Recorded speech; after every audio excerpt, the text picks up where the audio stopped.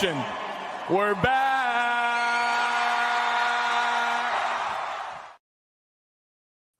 All right, welcome back to another episode of Cannon. I'm Rocky. And I'm Megan, and we are Fire the Cannon, y'all. Welcome, Megan. Oh, hold on, Rocky. We're still getting some echo from you. I think it's something to do with your speaker settings. It's a little wonky right here. Y'all, we've taken a little bit of a break. We got to get our stuff back in order. We're figuring life out here. I'm wondering, Rocky, if your speakers, like if you turn the volume down, maybe if it's your speakers that are I have maybe giving you. Where I can barely hear you now. Yeah, there's something weird going on there. All right. I'm going to switch to my computer. I'll be right back. All right. We'll have you back. In the meantime, I'll chat with folks live. We appreciate y'all joining us. Love you being here. We are really, really excited for a great show today. We have got, we're going to talk Super Bowl. We're going to talk Kendrick Lamar. I'm sure everybody's got opinions on the halftime show. We've got a lot going on the 40 acres. Of course, we're going to talk women's basketball. We're going to talk men's basketball. We've got softball coming up. We've got figuring out what's going on with Texas football. A lot of news there, surprisingly. Some good, some surprising, some not so good. Who knows? We'll talk about it. And of course, near and dear to my heart, we got Texas baseball just around the corner. So we are going to be sharing just a wonderful interview that we had with Oliver Service. Really excited to share that with you guys. So we appreciate you being here. Looks like we've got Rocky back. Hopefully Is that better? I don't know. Like it sounds like it's better, and then I tell you it's better, and then well, like I'm 3 on my seconds after laptop that, now. I just went to my laptop. Yep, that's so much better. It's something with your main computer. That's crazy. I don't know why, because we always use my main computer for everything. I know. Well, you know what? We're here. Let's go. It's been a minute, so that's why we're like all catching up again. Absolutely. Well, Rocky, tell everybody, what have you been up to? It's been a hot minute since we've talked, so let's catch people up on things. Well, it's been shitty weather, so well, last week was gorgeous. We're in Mexico. I was in Mexico last week. I hosted a bunch of friends from Texas, California, a big fun group. It was a lot of fun. We'll talk later about the New Orleans Saints, but our friend Yolanda Taylor, Jalen Ford's mama, she was finally able to get down there and spend some time with us. So it was a really good time. And then came back for my mother-in-law's 90th birthday, but then Nadia's wrestling tournament, which was huge. She had a great competition on the first day, but then, got a bump to the head. So precaution sat her out for the rest of the tournament, which means no trip to state. So that was pretty disappointing, but you need your brain for many, many years. So always better to be safe than sorry. Always better to err on the side of caution. So that's what we did. But one thing I had been working on that, there's this app called Whatnot, and I know a lot of people love it, where you can auction buy really great things fast. And it's like you're in Vegas, but on your app. It's so fun, but you're buying stuff. Well, I found this amazing vintage Louis Vuitton bag that I loved, and it's this massive big tote bag.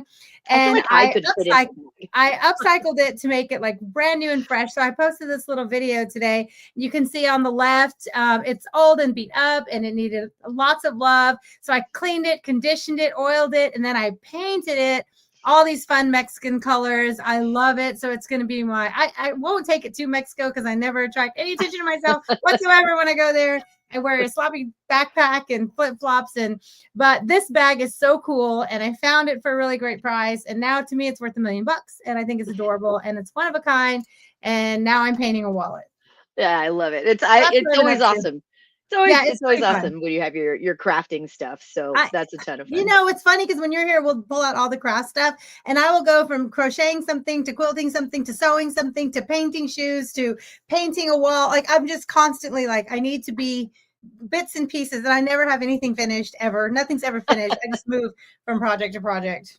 That's fair. Yeah, I feel like we do craft a lot. Like I feel like we finish things when I'm over there. We do. I mean, I'm like bedazzling a jacket, and then the next day I don't know. Anyway, yeah, it's fun. But it's fair. Been and did you tell everybody catch up with you? Not yet. We just kind of recapped what we're going to be talking about. Super Bowl. We were over at your place for the Super Bowl. That was a lot of fun. So we're going to talk about that, talk about the halftime show. And again, I mean, really for me, the only thing I've been up to has been like, I feel like I'm the most boring human right now. It's been work and Texas sports, really. I mean, not such a bad life, I suppose. But yeah, we went to the women's basketball game. We'll talk about that. What an atmosphere. What a crazy game against #2 South Carolina.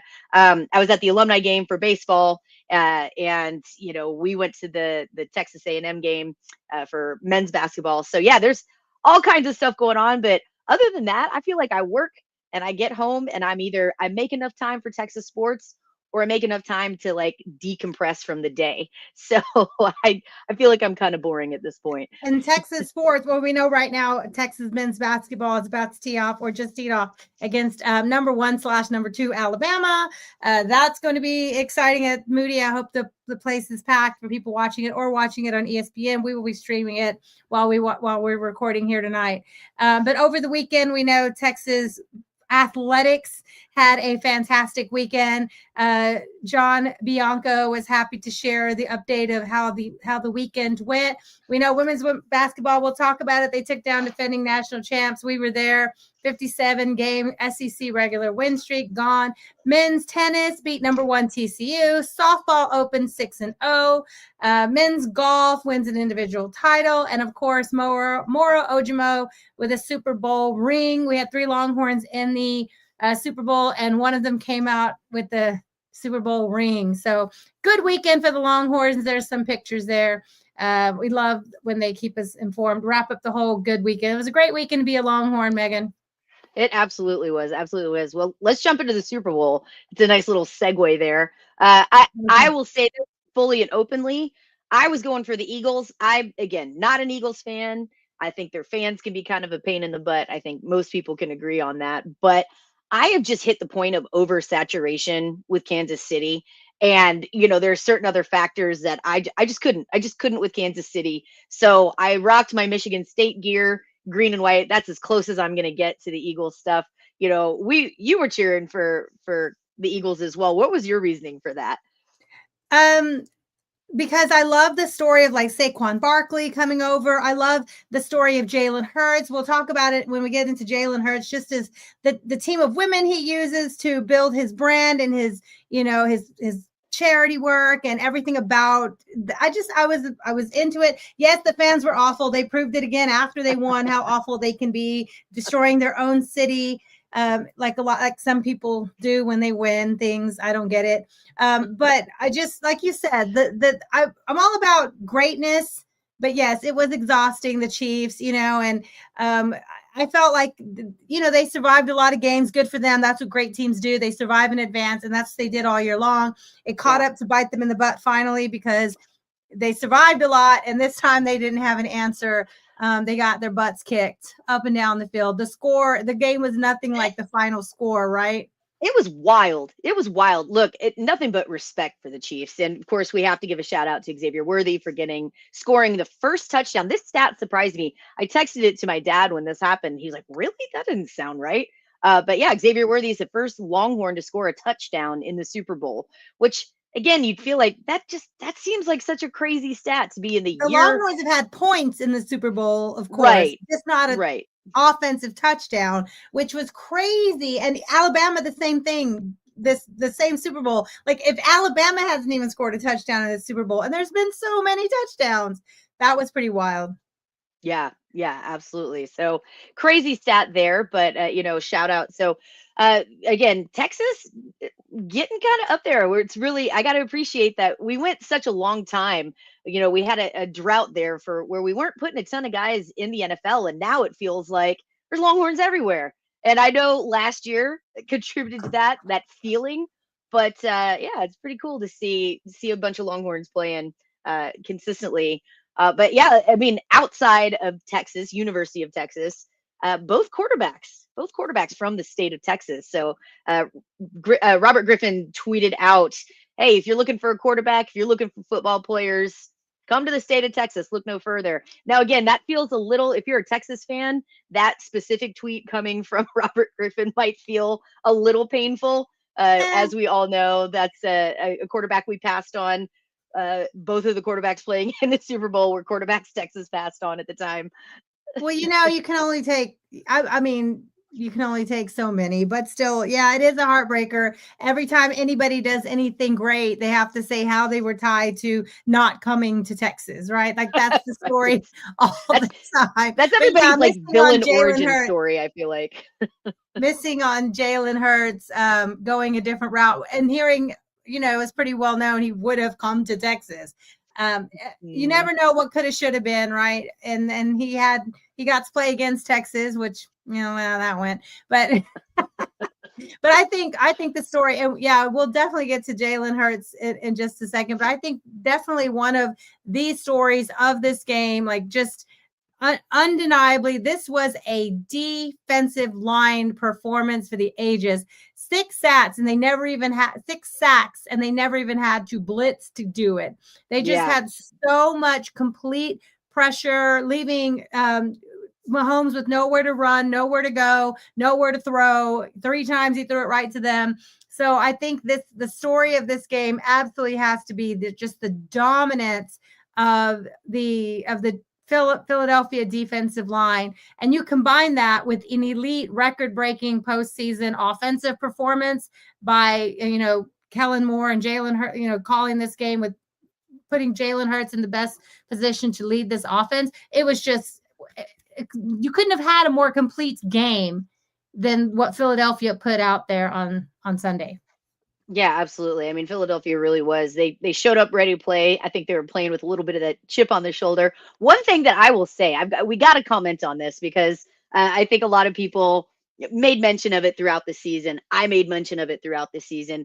It felt like the refs had there was kind of special set of rules when it came to Patrick Mahomes and when it came to the Chiefs, right? I think that's part of why a lot of fans are They just got like some home over cooking, especially against it. Houston. Like it was undeniable that Let the me tell refs, you. every time Houston, I thought Houston had just as much opportunity to win that game Yeah. against Kansas City, and it felt like there was some home cooking. And when you look at the video, what are you calling? Like what? Right. Yeah, These ghost calls. But that being said, I don't know if the NFL got the memo. I don't know if Goodell got in his feelers about this or what, but it really did feel like I didn't agree with all of the calls in the Super Bowl, right? But I will say it felt like it was called pretty evenly both ways. And shocker, after when that, both was it teams pass get called interference? evenly, Yeah. the Chiefs don't quite look as superhuman as they had looked in the past. So again, that is not to take away from Philadelphia's play. Like you mentioned, their D line was just beast mode the whole time. Kansas City's offensive line did not have an answer. Patrick Mahomes didn't have anywhere to go. And yeah, shout out, crazy game, absolutely crazy game. So anything else, Rocky, that you wanted to mention? Yeah, so let's talk about Jalen Hurts. We know he's got killer stats in this game. He broke a lot of records. I'll show this here. This is according to, let me share it. I'm working on a different computer quickly, so I'm trying to pull up the links. OptaStats, Jalen Hurts of the Eagles, the only QB in NFL history to do all of these in a single game. Throw for 200 yards, over 200, rush for over 70, throw multiple touchdown passes, rush for a touchdown, complete 75% of his passes, average for 10 yards, over 10 yards a pass, and win the game. I want to know who did all those things and didn't win the game. Right? That would be the hell of a stat. To And do how this in depressing any too. game, regular or postseason, and it just happens to be in the Super Bowl. He had his best game ever. Mahomes and company had their worst game ever for 50 minutes of this game. If they had lit it up the way they did in the last 10 minutes, even in the first half, something like that, it could have been something at halftime. But this game was over at halftime.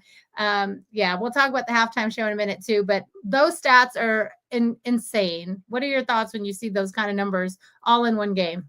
Yeah, again, there's no argument that this was the game of his career, right? In the Super Bowl, incredible numbers. Like those are MVP numbers. We were talking about it towards the end. Like, of course, it was a shoe-in for Jalen Hurts to be the MVP of the game. And again, a lot of the talk going into it, I thought it was interesting. There was a lot of conversation about, oh, Mahomes is the GOAT, right? Like he's displacing, Chiefs up for the three-peat. Has Mahomes replaced Tom Brady?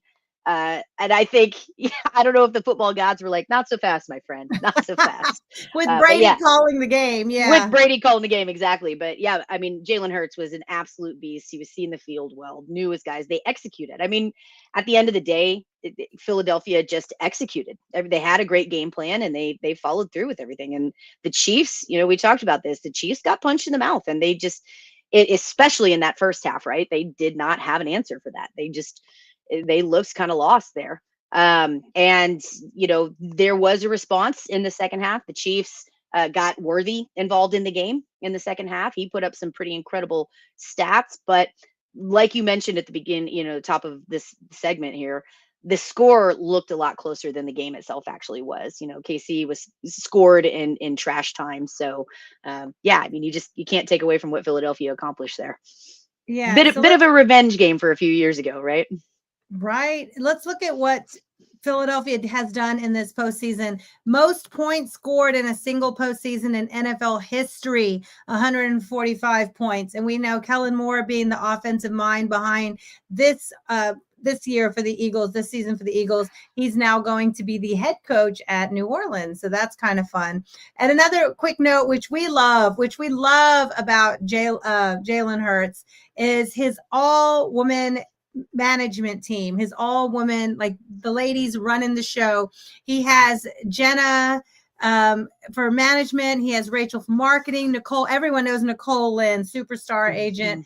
And then his communications team, Shakima and Chantel are his communications teams. And he talked about this in one of his interviews, and he's like, well, they give me a different eye to see things. And that's something that really speaks to how much he respects having just a different lens. And these are, really professional, competent, powerful women now who have the Super Bowl champion as their client. That's pretty amazing. Yeah, I love it. And one of the things that he said about it too was, look, he didn't go out seeking to have an all-female team, right? Representation. He said, I went out looking for the best, and these women are the best. And very clearly they've done great things for him. So yeah, it's really nice when you get that shout out. I think it's certainly in this, male dominated sport. It's nice to see that. It's nice to see, players, especially successful players, given some love and shouting out like, hey man, it's a sport for everybody, right? Yep.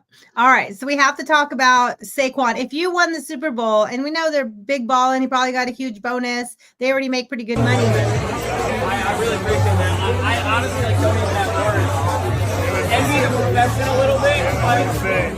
So this video is Saquon getting this brand new massive diamond encrusted number 26 necklace.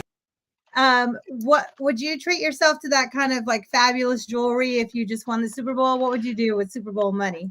Look, I'd love to say that I wouldn't. I'd love to say that we've seen all these cautionary tales of people in the NFL that make a ton of money and then it's gone quickly.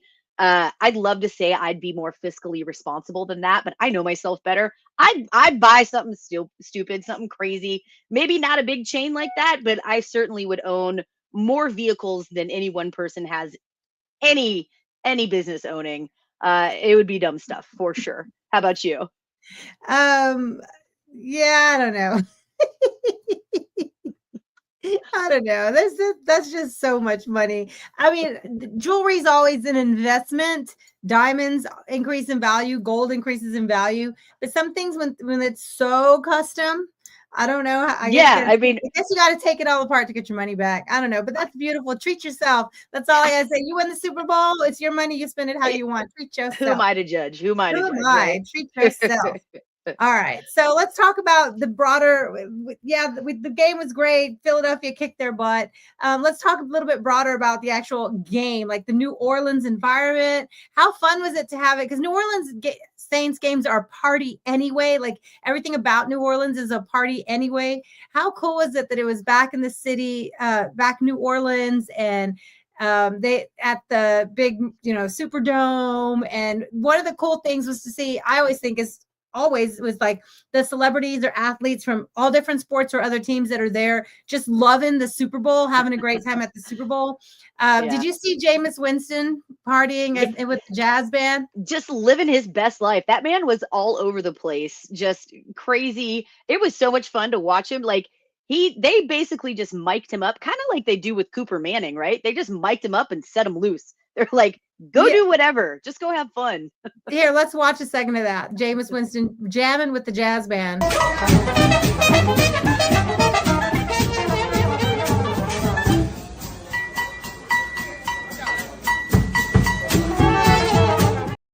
More cowbell, Megan. More cowbell.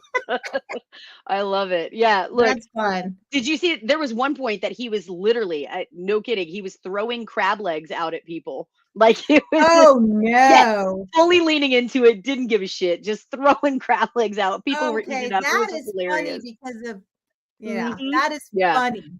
Yeah, it was a good time. It was a good what time. about let's get into one of the biggest things about always the Super Bowl is the commercials. Did you have a favorite commercial? I had a least favorite commercial. I could let me guess. Yeah. The tongue one? That was my second least favorite, but they were close. It was the flesh hat. The flesh hat commercial too. What was it even about? I think it was about Tubi, the streaming, like you can watch movies and stuff. I think all I could focus on is how disgusting it was to see a flesh hat. Like just saying flesh hat makes me creeped out. It was gross. And there were multiple people with them, the cowboy hat and then the wizard hat people. I don't know. I hated it. It made me feel icky inside every time it was on this screen. And they had multiple versions of the commercial. So it was unpleasant. They spent I thought you were going to say, oh, sorry. I thought you were going to say the seal, singing seal as a seal. Oh, I thought that was funny. I thought that one was funny. It's seal, singing seal. That's all you have to get. Fleshlight was creepo, and then there was more than one of them. And then I think love that you just said fleshlight. It was flesh hats. To be clear, no fleshlight. It's because a minute ago when you said flesh hat, it reminded me of like gross, like fleshlight. Yeah. Now that would have been an interesting Super Bowl commercial. When you say flesh hat, anyway, but okay. So my favorite, my favorite was the Nike commercial, the women's Nike. Let's watch that real quick. You can't be emotional, so be emotional. You can't take credit. You can't speak up. You can't be so ambitious. You can't break records. You can't have any fun. You can't make demands. You can't keep score. You can't stand out. Whatever you do, you can't win.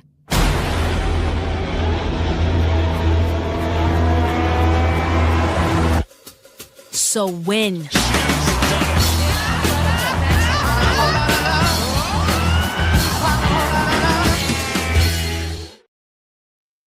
And with the Nike swoop on her leotard, that was so cool. Yeah, that was my favorite. And we can talk about this for hours, but you can't win for losing, right? We say this all the time, like you're too loud, or you don't speak up enough, or that's too tough of a sport. Toughen up. Oh, don't speak, don't celebrate, don't all the things that lots of people hear, but especially women hear in sports. And you can't win, so win. That was just so clever and so powerful, and I love the way it was done. We watched it, right, and we had to stop and call Nadia into the room, like, you have to see this commercial. I think it's powerful for young women, especially young women athletes, to see that commercial and realize, like, just do it, right? Like the whole thing about just do it, just win. You can't win for losing anyway. Just win.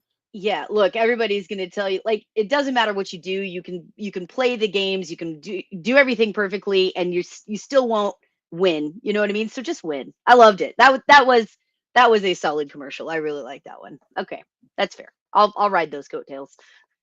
All right. Okay, so we have to quickly, before we move on, talk about Kendrick Lamar.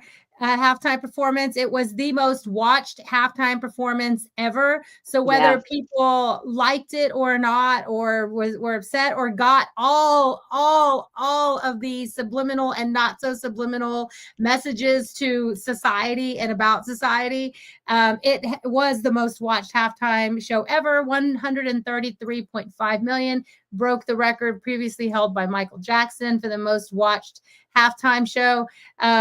We had everything, right? We had the Sam Jackson, Uncle Sam Yoel Jackson. We had the Crip walking on Drake's grave. Yeah. We had just Look, so much. The dancing and deconstructed flag. Like, people are going to write dissertations on this halftime show. yeah, it was great. Look, there was a lot of political commentary into it as well, which, you know, this is a platform. I understand. I appreciate him using that platform to make a statement. But I also love, look, we talk about our petty side. I always like to say petty is my favorite color, right? But You the don't amount get of petty. petty, You stay petty. I stay petty. But the amount of petty, the shade he was throwing at Drake on so many levels. I mean, obviously played Not Like Us. He was wearing the A minor chain, right? When it first came out, I was like, why has he got an A? Oh my God, it's A minor. It's a little A. It's A minor. Are you kidding me? and yeah, having Sarita come out and crip walk. Now she got a lot of crap for crip walking. She's from Compton, first and She's foremost. from Compton. She got a lot of crap in her Olympics when she won, and she crip walked there, right? So years later, to be able to do it at the Super Bowl while she's kind of, you know, Drake caused a lot of drama when they split or whatever. So this felt like multi-layered. And remember when I was looking, when they very first zoomed out, I was like, oh, look, it's the X's and the triangle. That's Sony. That's PlayStation. It's the game. Yep. Yeah. And it was, you know, the game over, all that messaging, the wrong one, all that kind of stuff. But if you would, this is where it gets like crazy deep levels. Sony owns PlayStation. Drake is signed to Sony. So like there's these multiple layers. I'm telling you, you are absolutely right. Dissertations could be written on that halftime show. But it was awesome. Now I will say, my dad, bless his heart, I love him to death. He texted me at one point and he said, your mom and I have decided that we are no longer the target audience for the Super Bowl. He's like, I have no idea who this is or what's going on. I was like, that's all right, Dad. We're enjoying it. But he didn't complain about it. He's just like, I don't know what's going on. He didn't run to Facebook and write a lifelong story of why No, this he did was it. worst He did ever. He did it. But yeah, You know, I they're mean, not for everyone. There's always, every few years, there's one that I sit through. I'm like, oh, well, I'm not running to cry about how I don't get it. yeah. Look, and again, for me, when they were setting up everything and I saw the Grand National, the Buick Grand National in the background, I was like, oh, Grand National. And I know his album is GNX. I get it. But yeah, the only thing that made me really sad about it was that they had to gut that beautiful car. And then he was dancing on the hood. And that's all I could focus on You in were that going moment. crazy that he was dancing on the hood. I was like, he's ruining that. Look, again, he's got more money than I'll ever have. Right. But it was breaking my soul. You can probably live. pay to have it completely restored back. I know, but the fact that they gutted an actual Buick Grand National, there aren't many of those cars left, and they gutted it so that everybody could get out, you know, so they had the platform underneath where everybody was jumping out of the trunk and everything. Yeah. That was wild. That's the only thing that I was super offended by, right? Was that they gutted this beautiful car. You were only offended by the car being beat. Exactly. Well, you know, then I saw this whole TikTok on how what the Grand National stands for, the car, like it's a car of rebellion and dissent and, you know, counterculture and all this. So every single thing in this had so much meaning. It was pretty cool. All right, so let's look at one more thing before we move on for the Super Bowl, because we gotta slide from the powerful women in that Nike commercial into our Texas women's basketball team. Absolutely. But let's look at one last thing about, we saw the awful Philly fans tearing up their own city. Did you see Malik Muhammad on the Texas team actually retweeted this? Chiefs fans are leaving fake bad reviews on CJ Gardner Johnson's mother's restaurant. And they're writing, you know, things like terrible service, leaving 1 star, worst food. Over a football game, they're going to try to destroy a mother's small business. That's ridiculous. Things like that are, how shitty can you be? Like, yeah, you have zero life if this football game makes you try to destroy a woman's business. I very much believe in the power of reviews. Part of what I do for a living is managing, you know, online reputation and reviews and things like that. So I very much believe that, like, if you screw up as a business or you're just a terrible, terrible business owner, you deserve to have bad reviews. But simply having a kid that's playing, you know, in a team that played yours, if you're triggered by that and you've tried to ruin somebody's livelihood because that, come on, man. Like, grow up. That's ridiculous. That's absolutely ridiculous. All right. Thanks, CB. We're back. Yeah, we took a minute. We love this, but also we have so much going on. All right, we got to let's move on. We have to talk women's basketball. Megan, you and I were at the game on Sunday. What an atmosphere! What an atmosphere! Here, I'll show you. This is what it was like live whenever they were coming.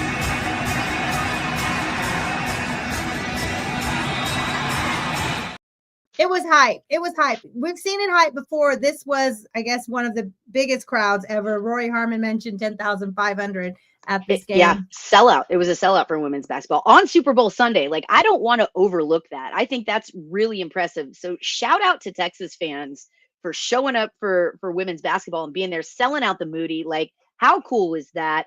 And I also want to make a statement here. We've talked about this during football season. Some people are fussing about Thunderstruck being played.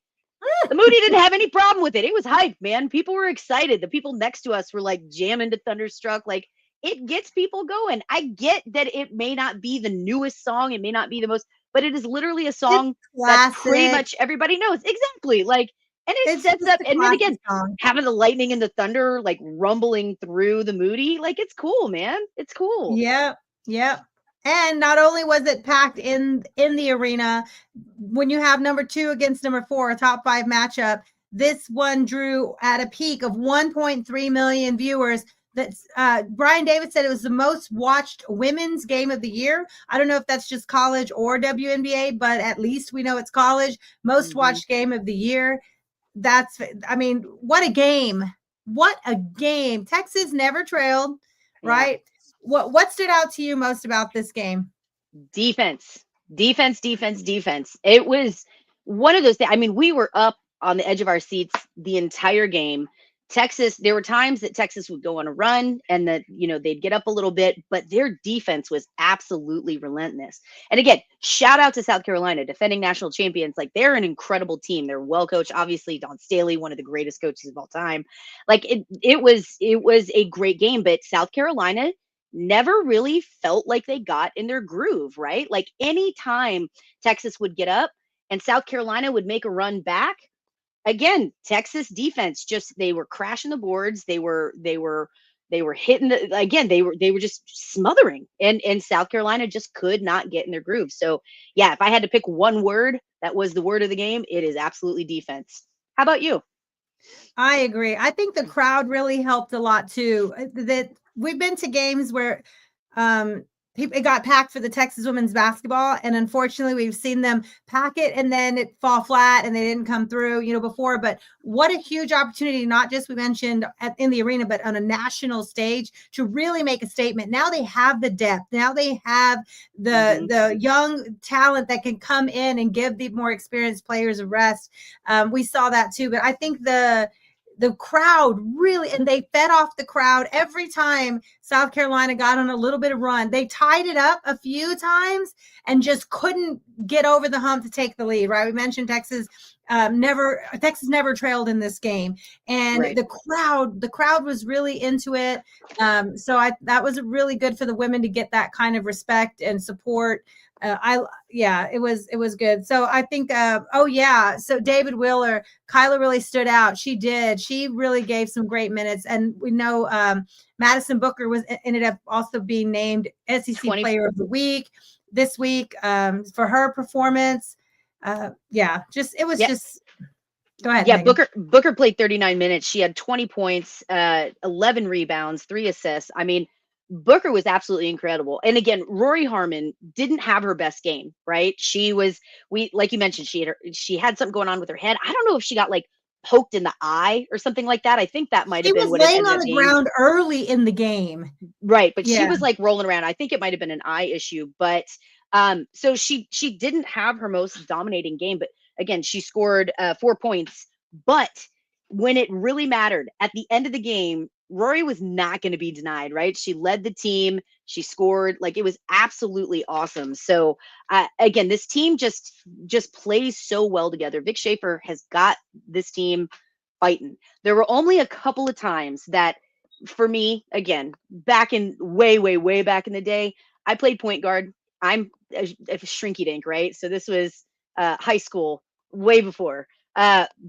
the one thing that drove me nuts, there were a couple times that it felt like Texas was so enamored with what was going on, they just kind of sit and watch. They'd want Rory to get the ball, and she'd be the one running around, and Texas wasn't running the offense, right? And that's what I was like, Yeah, we "Run saw your that. offense. What are you doing?" But that is the only time. And again, look, I'm nitpicking. They just beat the number 2 team in the nation, defending national champions. Who the hell am I to say anything, right? But that's, if I had to nitpick on things, that'd be the only thing that I fussed about a little bit.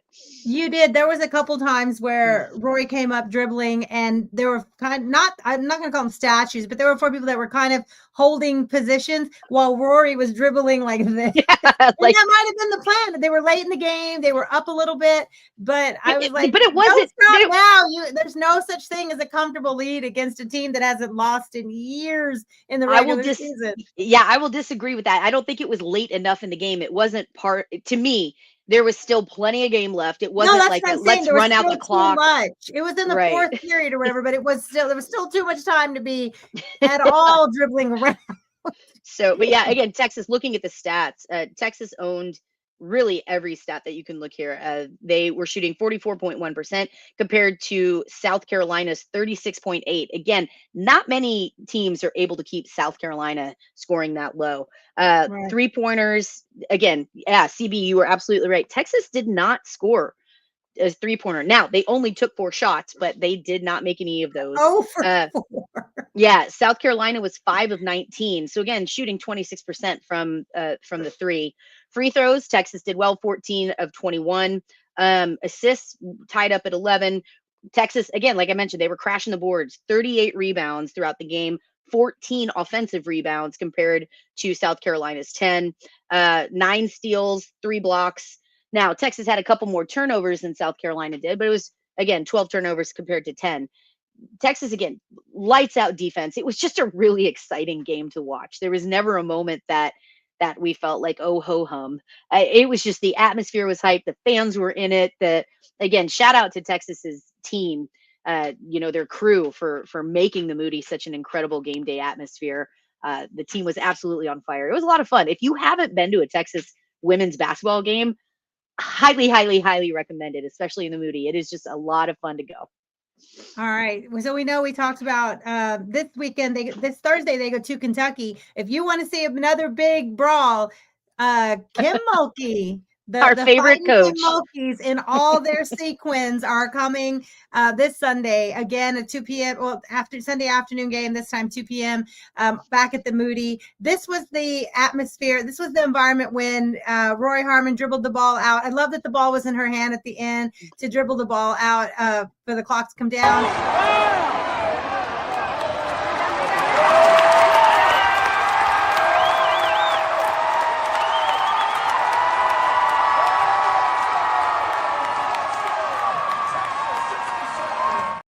Crowd, all 10,500 were on their feet for the women's basketball. Well done.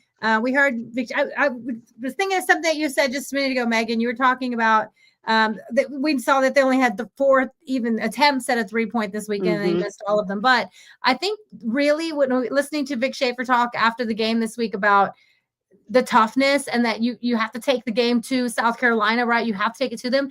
I'm really impressed in how many early fouls they drew, how they went to the paint, how they forced free throws.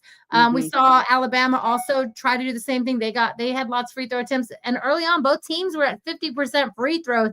It was not good actual attempts at the free throws, but I felt like that was a game plan. Go put it in their face, right? And take it to them physically, mental toughness, physical toughness, and the women did it. It was a really great game plan, and wow, it was a great game.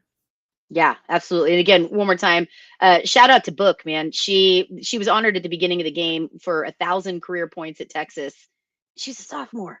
Like, it's crazy. This is Texas. The future is bright, y'all. The future is absolutely bright. Yeah. David Wheeler, our friend, he was at the game too. He posted great photos of Madison Booker with her 1,000-point ball. He says we need that same energy on Sunday. Yes. And effort from the fans and the team. Let's get there if you can Sunday afternoon. There will be a lot going on Sunday with, baseball's out of town. We'll talk about that in a minute, but softball is home this weekend. women's basketball has a game. So plan accordingly to make sure you can support them all if you're in town this weekend. Yeah, good job, ladies. Women's basketball. All right, Megan, you ready to talk some football? We have so much to talk about. We're going to We talk do. We've got a lot to catch up on. Women's basketball. We're going to talk some football, more broad athletics. And then you have the best interview with Oliver Service from the men's baseball team. I listened to it. I wasn't able to join because of the time conflict, but you did a fantastic job. You really know your baseball and it showed. So I'm excited for that interview that's coming up in the next hour. But let's talk a little bit Texas football. There's a lot. So we have like a few bullet points we want to get to. Turns out with the final after this signing day, which used to be a big deal. Do you remember on the first Wednesday in February, we would get our pop up your iPad and listen to the radio and get your coffee and a taco. And it would be just like, who's signing, who's faxing, like the Charlie Strong / Tom Herman-ish days were the last time we really had that. Now they're already on campus. They've already been going to classes. We heard they signed back in the first. It's different. It's different. But it was the final signing day. And Texas, before Oregon was a previous number one in some rankings, their quarterback went elsewhere. So Texas ended up composite all across the board as the number one team with the highest. And they even have less recruits than Georgia, but the highest ranking per recruit put them over Georgia. Elite class. Just exciting. Fantastic job to everyone on the staff. One of the elite recruiters on this staff, Blake Gideon. Have to talk about him. Let's bring him up, Megan. Blake Gideon, all he did was start all 4 years at Texas. All he did was dominate when DBU was everything. We've heard he has accepted the job DC at Georgia Tech. And there are some names being thrown out of who can replace him. What are your thoughts when you hear Blake Gideon as a coach, like what he's done as a coach at Texas? Yeah, I think he's been really impressive. Like you mentioned, I mean, Gideon was great when he was at Texas. I think his time as a player was overshadowed by the Texas Tech dropped interception, right? Texas fans, the ever reasonable, ever level-headed Texas fans absolutely gave Gideon shit for that for so many years. Still kind of give him shit. But for him to get his chance as young as he is, to get his chance back at Texas, what he's done with the safeties has been just top-notch. Again, you're talking about taking Mookie from a walk-on to being an All-American, right? To, look at Jade Barron Thorpe. It's just been an impressive coaching job that he's done here. He's recruited well. He's built players. He's developed players well. And I think finally, thank God, Texas fans can put that narrative to rest. And what they will remember with Blake Gideon is how much he has done for Texas and how he really made this a dominant defense and brought, like Babers loves to joke about. We brought this up too while we were watching the Super Bowl, the return of the white safety, right? But Gideon's done a great job with Texas, and I think we're going to see that in upcoming drafts. I think we've seen the payoff. We've watched this defense just steadily improve as he's gotten here. So, wish him the best of luck. I think it's definitely, a loss for Texas. But with that being said, Coach Sarkisian has proven that he knows, not only does he know how to recruit, like we just saw, he knows how to recruit elite talent at the coaching position as well. With some, there was a lot of trepidation about when Bo Davis left. And I think, every time that Sarkisian has been given the opportunity when he's had to replace a coach, I think it has been absolutely right on the same level, maybe a step up. It's just been really impressive to watch the staff that he has consistently put together. And that's a tough thing with football, right? It's certainly at those position coaches. When your coaches are doing their job and when your team is doing well, those coaches are going to get opportunities to step up into bigger roles elsewhere, right? So it's kind of a double-edged sword there. You do well as a head coach. You put together an incredible team, both a team and your coaching staff. And if you're doing your job as a head coach, not only are you developing players, but you're developing your coaching staff as well. Right. So that's a tricky position to be in, right? To have to deal with NIL and deal with replacing in the era of the transfer portal, having to replace players and constantly put pieces in, but also your staff is getting picked apart at times. So, there's been a couple of names. Rocky, did any of those jump out to you? Notre Dame DB coach Mike Mickens has been mentioned, Pitt assistant head coach and secondary safeties Corey Sanders, Rutgers cornerbacks coach Mark Orphy. Those are the top 3 candidates that are being listed right now, as reported by Anwar. What do you think? Does anything jump out in your head? The Notre Dame coach is the one that's really leading this pack, and that he's a legit shot to come to Texas. That's what I've been hearing, but we'll see how it all plays out. There's so much behind the scenes, right? This would be great for PK, because when he got here, Blake Gideon was already on staff. So this will be his opportunity to find his own guy, maybe somebody in a similar coaching tree or somebody he's really familiar with. So we'll see how that works out. But good luck to Blake Gideon. He's a Longhorn for life. He really lives and breathes Texas Longhorns. Him and his family have represented the university really well. And good luck to him. He's a fantastic recruiter. And this is a great move for him at Georgia Tech, because we saw Georgia Tech go toe-to-toe with Georgia. We saw them early on. They upset Florida State before Florida State went off all the wheels, right? But they are competitive in the ACC right now. The ACC is still pretty open. They have an opportunity to compete. They played really well this last year. So that's a great move. It's a good opportunity to go win some games. And Georgia, who doesn't want to recruit in that area? Florida, Georgia, Alabama, you have all that great talent. We know he's an excellent recruiter. So good luck to Blake Gideon. All right. So some broader Texas football news. Did you see today they announced a change to the 2025 schedule? Originally, Texas was supposed to play Sam Houston State on my birthday, but it got moved to the 20th. So now it's a free weekend on my birthday. That's kind of cool. CDC cleared the weekend, so I didn't have to worry about being double booked on my. No, I'm just kidding. Very kind of him. Very kind of him. Well, last year for my birthday, we had the first ever SEC game. And this year we get no games. Well, again, I think that's a benefit to Texas. That gives Texas a bye week before they go into Gainesville and play Florida there. So I think, if I recall that schedule correctly, double check me if I'm wrong, but I'm 99% sure that's the situation. But if that's the case, I think that's really going to benefit Texas, give them a little bit of a break before they go into Gainesville. Hopefully we'll see a really good game there. That's another one that I think is going to be, circled on Texas list. Yeah. So now we have Ohio State August 30th, which is week 1. September 6th, we have San Jose State at home, UTEP at home the next weekend, Sam Houston State at home. So that's going to be 3 games in a row, which should be good opportunity for lots of depth, lots of rotation, lots of young players to get really good snaps. And then we have the 27th weekend off, and then October 4th, SEC play Florida. So 4 weeks in a row. And then, like you mentioned, that good 1 week bye week before they go into conference play at Florida. Ooh, that's going to be good. That's going to be good. It is. It is. All right. So we know, quick note, they did make a hire on the staff, the football staff. Josh Dunson was hired. He was at Memphis before, and he's going to be part of the recruiting staff. One of the, did they actually say what his title is going to be? He was director of recruiting for Memphis, and now he's going to be at the staff at Texas. So welcome to the 40. Yeah.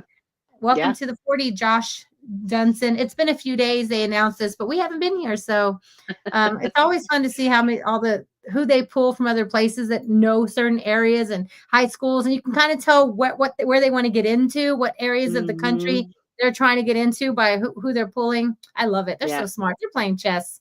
That's why you get the number 1 class in the country. That's right. All right. Now, we would be remiss and probably couldn't call ourselves the Texas podcast if we didn't talk about Arch Manning a little bit here, just a tiny bit. I will tell you right now, Rocky, I do not know if I can handle the Arch Manning hype this offseason. We thought we saw it at crazy levels before. Well, now we are actually going into Arch season, right? And there have already been projections. I saw a tweet the other day that was saying that Arch Manning would be a predicted number one draft pick if he were going into the NFL this year. And that's what I kind of took the papers I had in my hand, threw them up in the air and go, I can't deal with this. I can't handle this kind of hype and kind of ridiculous The name speculation. alone, people will bet. People will bet their careers on the name alone. Their name alone, right? They're going to bet their coaching, their GM, whatever whoever's making those picks, whatever the owners, they're going to bet it all on the name alone, right? And he's talented. He has the size. He has the arm. He has the brain. He has the cool calmness about him. All of that and the name. I mean, I how do you not? Yeah, Marty Smith. We're going to talk about that interview in just a second. Thanks for mentioning it, CB. Yeah. So let's start with Chris Sims. We know Longhorn legend Chris Sims had thoughts on Arch Manning taking over the reins, and he says Arch is the guy. Let's listen to this and then chat about it. Like from people I know down there, the team's already his. Right. It's been his. They love Arch. They like Quinn, don't get me wrong. Right. But from everything I know is that Arch is like the guy. And of course the talent, Sarkisian, I think he's going to be able to do more with Arch, not only because of his running ability, he's a better thrower than Quinn Ewers, and he's I think going to be a better decision maker from everything I hear too, to where they'll be able to add more offense on the field, right? So I'm pumped. And we're back, baby. We're back, baby. Did you hear any underlying shade in there? I felt the whole thing was shade towards Quinn. Look, that's why I kind of rolled my eyes. It's been his team. His team. That's the thing. Look, that would imply, that kind of, if you read between the lines, that would kind of imply, like, and you notice he followed it up and said, they liked Quinn. Not that they didn't like Quinn, right? But the implication is that Quinn was just kind of a speed bump, right? Like, this has always been Arch's team. It's never been Quinn. Come on, man. Like I cannot that far, but I can't agree with that, right? Like the guys loved Quinn, and you know, like I said, we have a special friendship with the Connors, like the O-line. Like we know that Quinn, this was Quinn's team. It was Quinn's team, and I appreciate things are kind of lining up the way that, you know, Sarkisian had planned for it. Of course, we heard all this hype. Everybody, that clickbait conversation, is Arch Manning going to transfer, blah, blah, blah. His family could not have been clearer. The plan was always for Arch to come, redshirt his first year, you know, play kind of the backup role, get some meaningful playing time his sophomore year, and then to come in and for it to be his team, his third year at Texas, with still 3 years of eligibility left. So everything's right on track. I will agree 100%. The guys love Arch, right? It is now his team. But I would just disagree with the underlying sentiment or the implication that the guys were not behind Quinn at any given point, right? Like it was Quinn's team. Quinn has said that he's going into the draft. It is now 100% Arch's team. And there is a lot of chemistry there. You know, Arch has been with the team for 2 years. The guys know him. He understands the offense. He's going to run it well. He is a fast guy. No question. Arch is faster than Quinn Ewers. Zero question with that. Is he a better passer? Probably. Yeah. But I worry that these expectations, right? Like all of this hype, all of this crazy, you know, all these crazy expectations on his shoulders. Can he handle it? Yes. Especially because of the family that he's from. Like he's been prepped for this. But I worry that the second that he comes in and the second that he doesn't make some crazy spectacular throw, doesn't have the perfect game, doesn't, you know, the slightest error, are we going to blow up and be like, oh, this guy's a bust, right? Which that's not a fair comparison. That's not a fair expectation. That's not a reasonable expectation in any way, shape, or form. Reasonable and fair. What is that? Yeah, fair enough. Fair enough. Yeah. Look, our buddy Doc Allen, Doc Texas, had tweeted out. So outside of Colt having to follow Vince Young, has there ever been a quarterback under more pressure to perform or with higher expectations at the University of Texas? What do you think? A quarterback. I mean, there's always the Sims, you know, that legacy still too. That was a legacy, but you have, this is a whole nother level. This is generations of legacy with multiple family members who have done elite things at the best level over years and years. Yeah, that kind of pressure is something else. Let's talk about his family real quick, because he was our friend CB mentioned the Marty Smith interview, and this is the part I wanted to play about it. First, he talks about I haven't done anything yet. He's so humble. I'm here to help my team win. It's not about my legacy. It's about helping the team win. I'm here to be a good teammate, play some football. How cool was that? He's just a dude, right? But when they ask him about that legacy of the family, what did you learn from your family? What did you take from them? This is what he said. I'll play this video from that interview. Feel like your game is most like? I think probably like my grandfather. He could run around a little bit, make plays, use a little more of his athleticism. But I like to take bits and pieces of everything. What pieces do you take from Peyton? Just his preparation, his accuracy, the way he leads other guys, gets the most out of his teammates. Peyton was in town this past summer, and I wanted to throw with him. And like every little detail, where am I parking? What time are we warming up? What time are we finishing? What's the weather like? He wants to know it all. So and it's cool to see that, because that's what you need out of a quarterback. What pieces of Eli's game do you try to incorporate? I really like how Eli, nothing really fazed him. I mean, he was up in New York with the media. They'd have good years, bad years, and he kind of stayed level-headed. He would throw for 400 yards or throw for 4 interceptions, and you couldn't tell the difference. So I really respected that.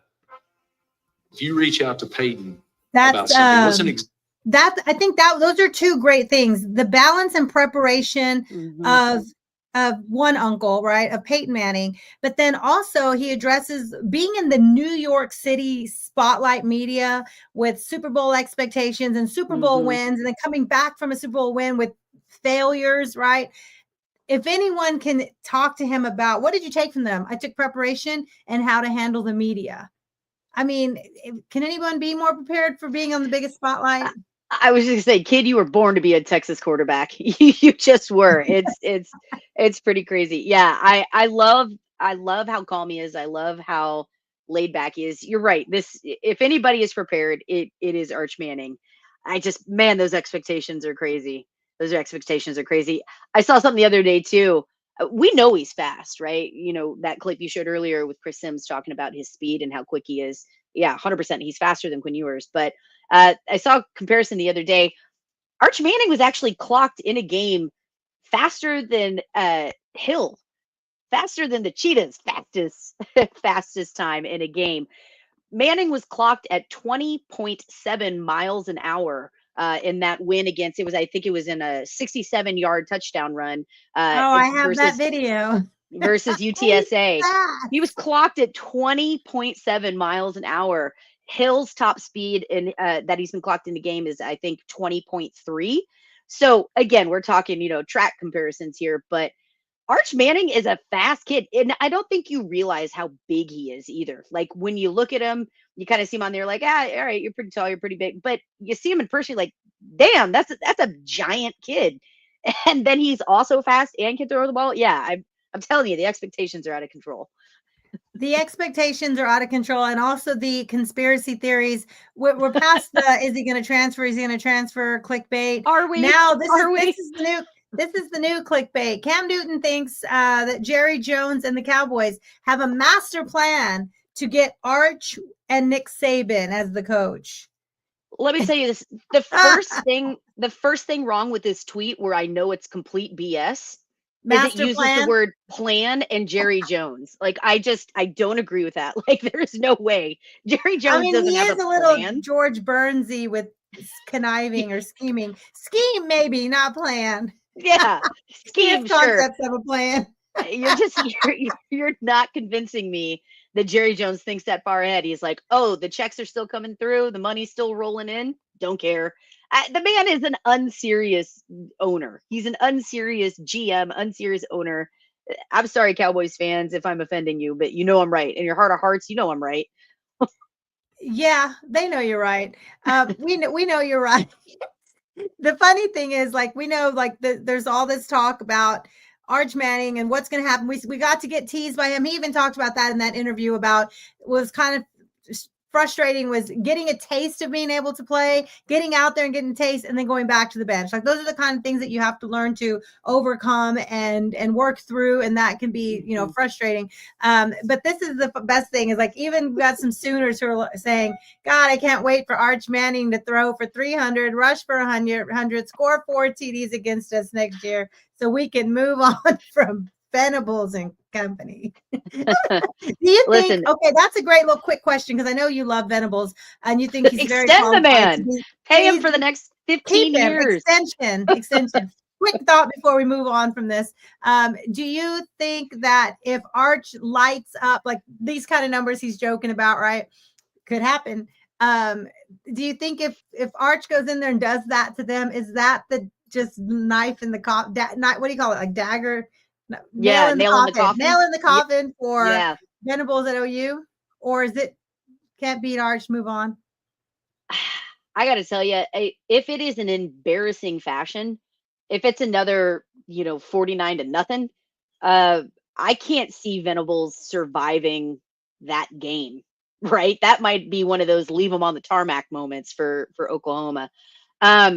The question is, can Oklahoma afford to get rid of him? Can they?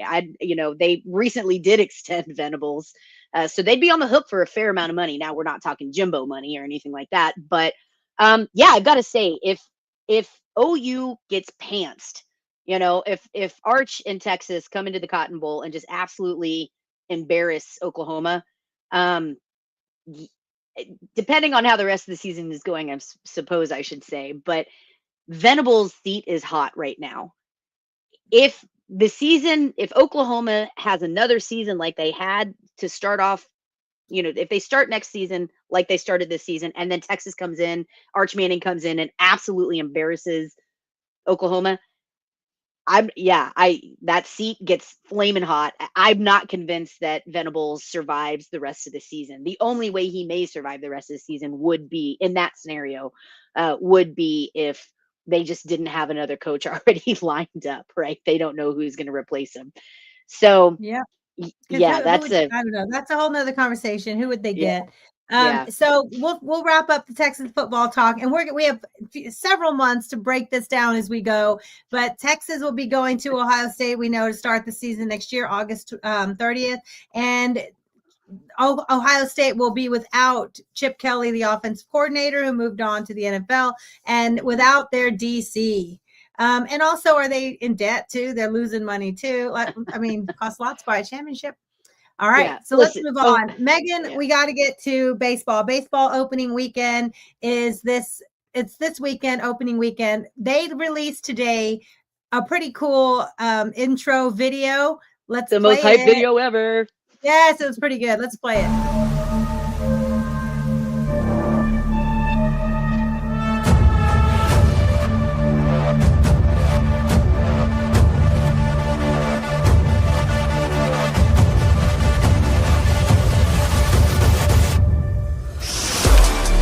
You can sing it, I do it.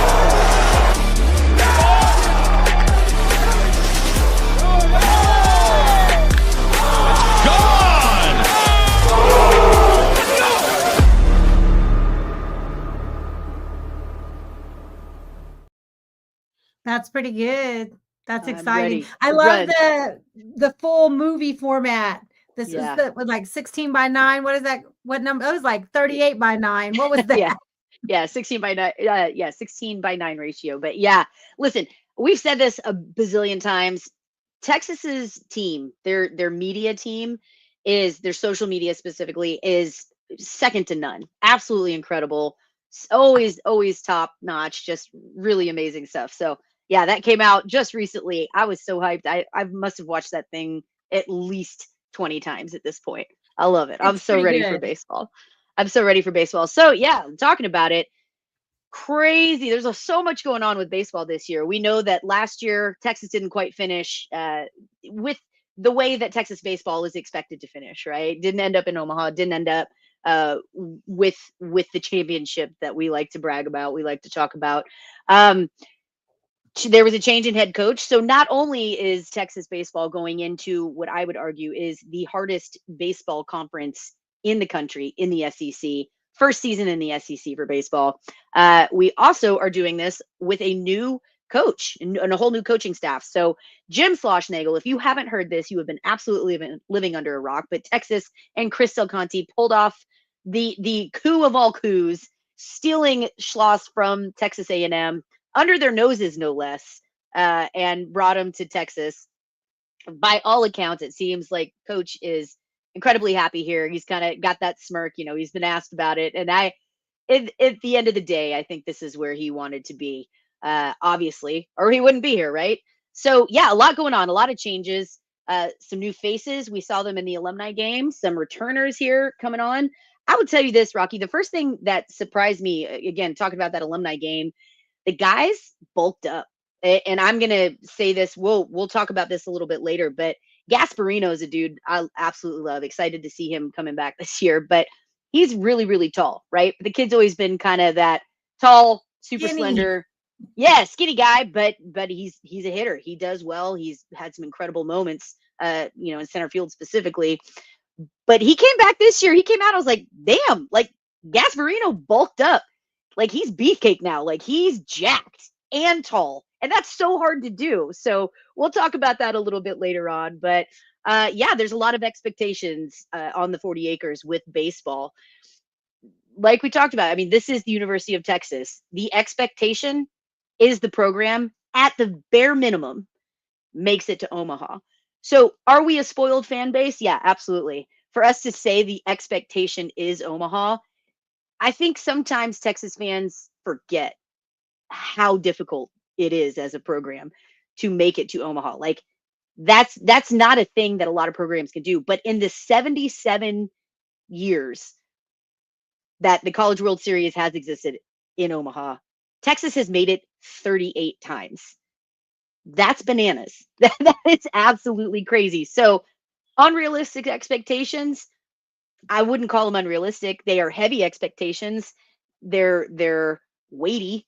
But man, this is the University of Texas. But they're realistic. Yeah, I mean, that's just what this program does. The standard is the standard, right?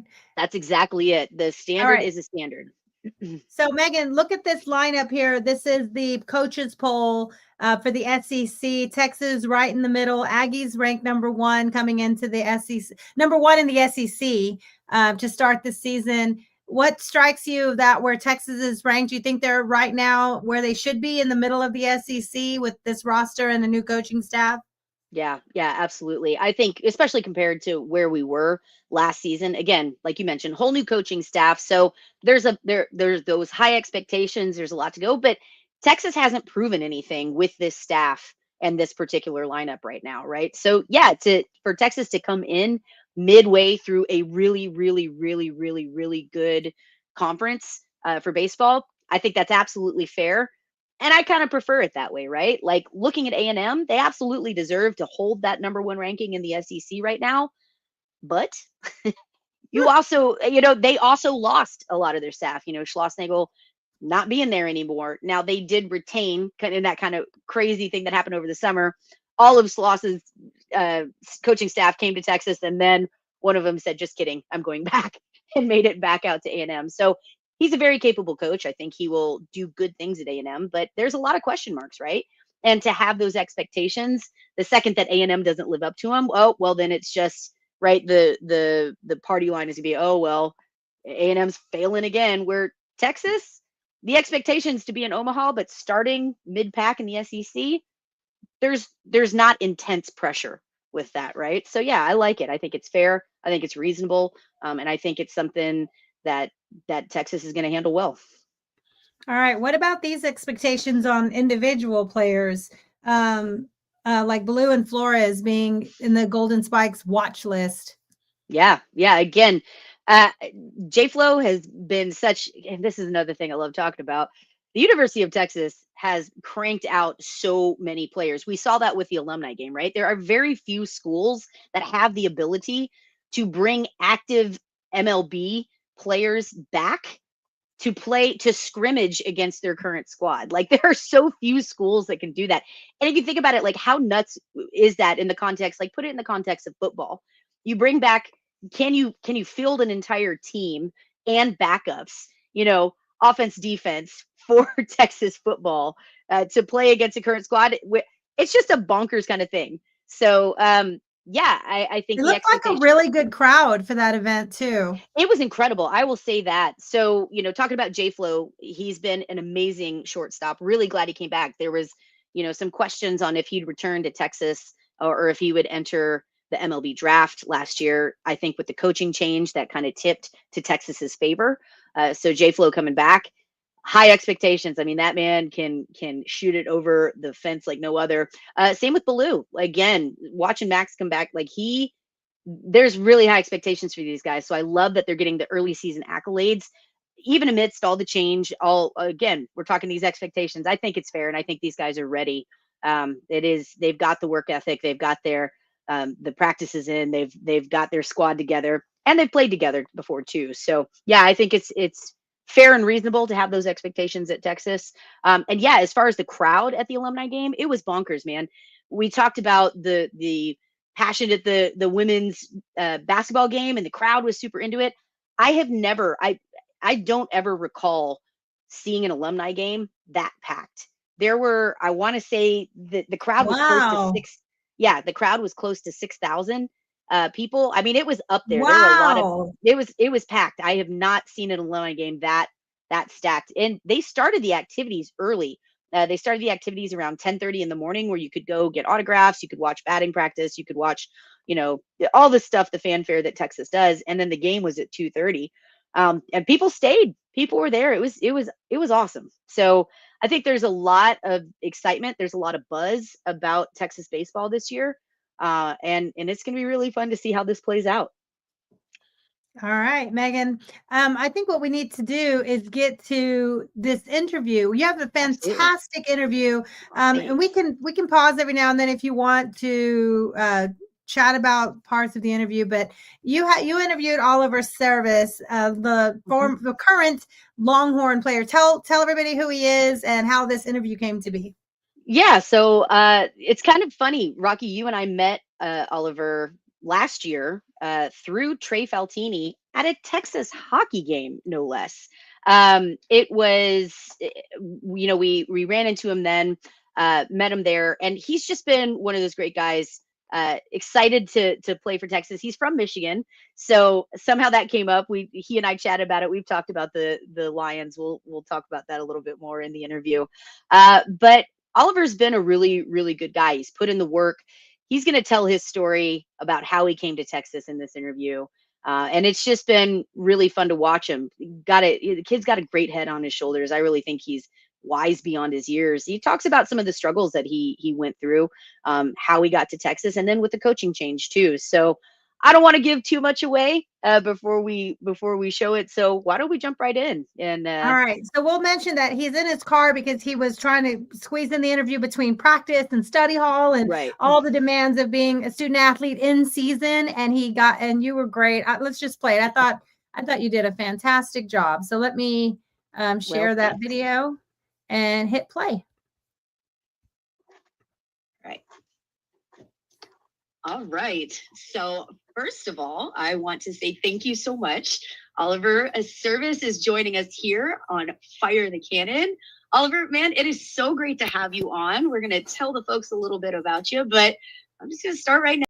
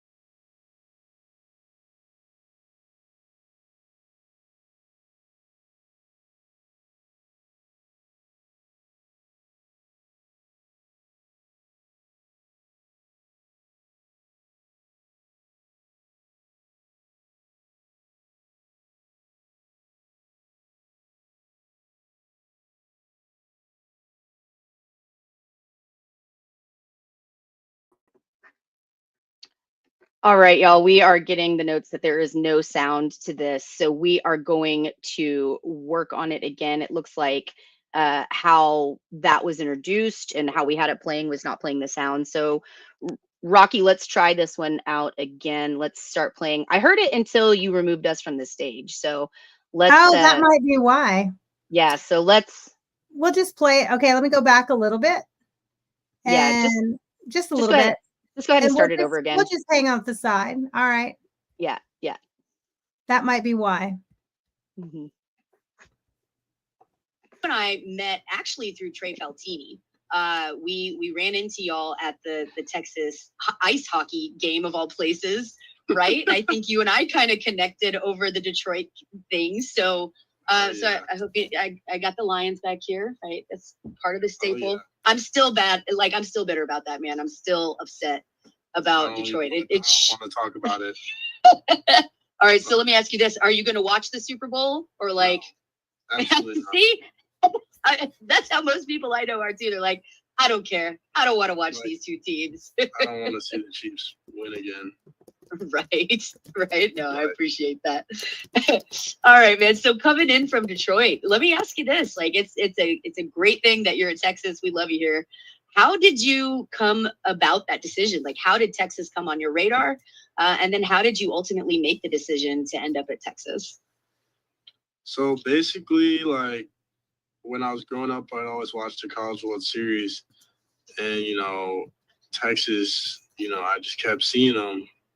Like, it's not like it was my dream school growing up or anything, but, like, sure. I had always seen them, like, on the TV. And I'm like, why is this team here, like, almost every year? And I'm like, if like, that's where I want to play.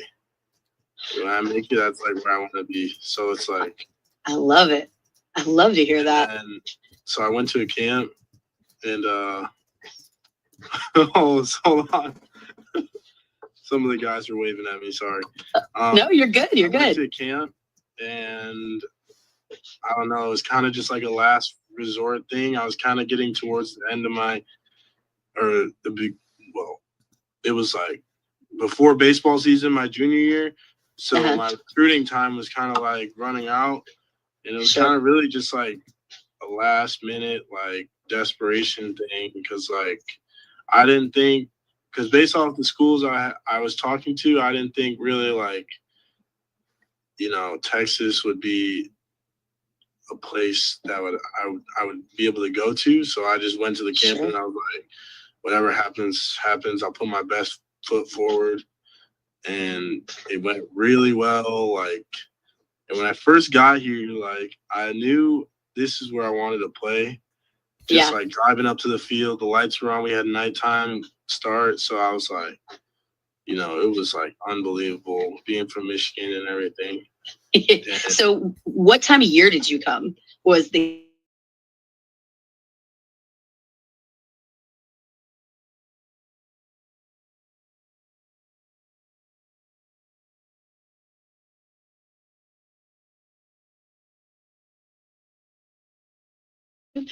60 degrees. Everyone's like, oh, it's always hot down there. Like, shoot, it ain't hot here. I'm like, all right. Well, I mean, I got an advantage.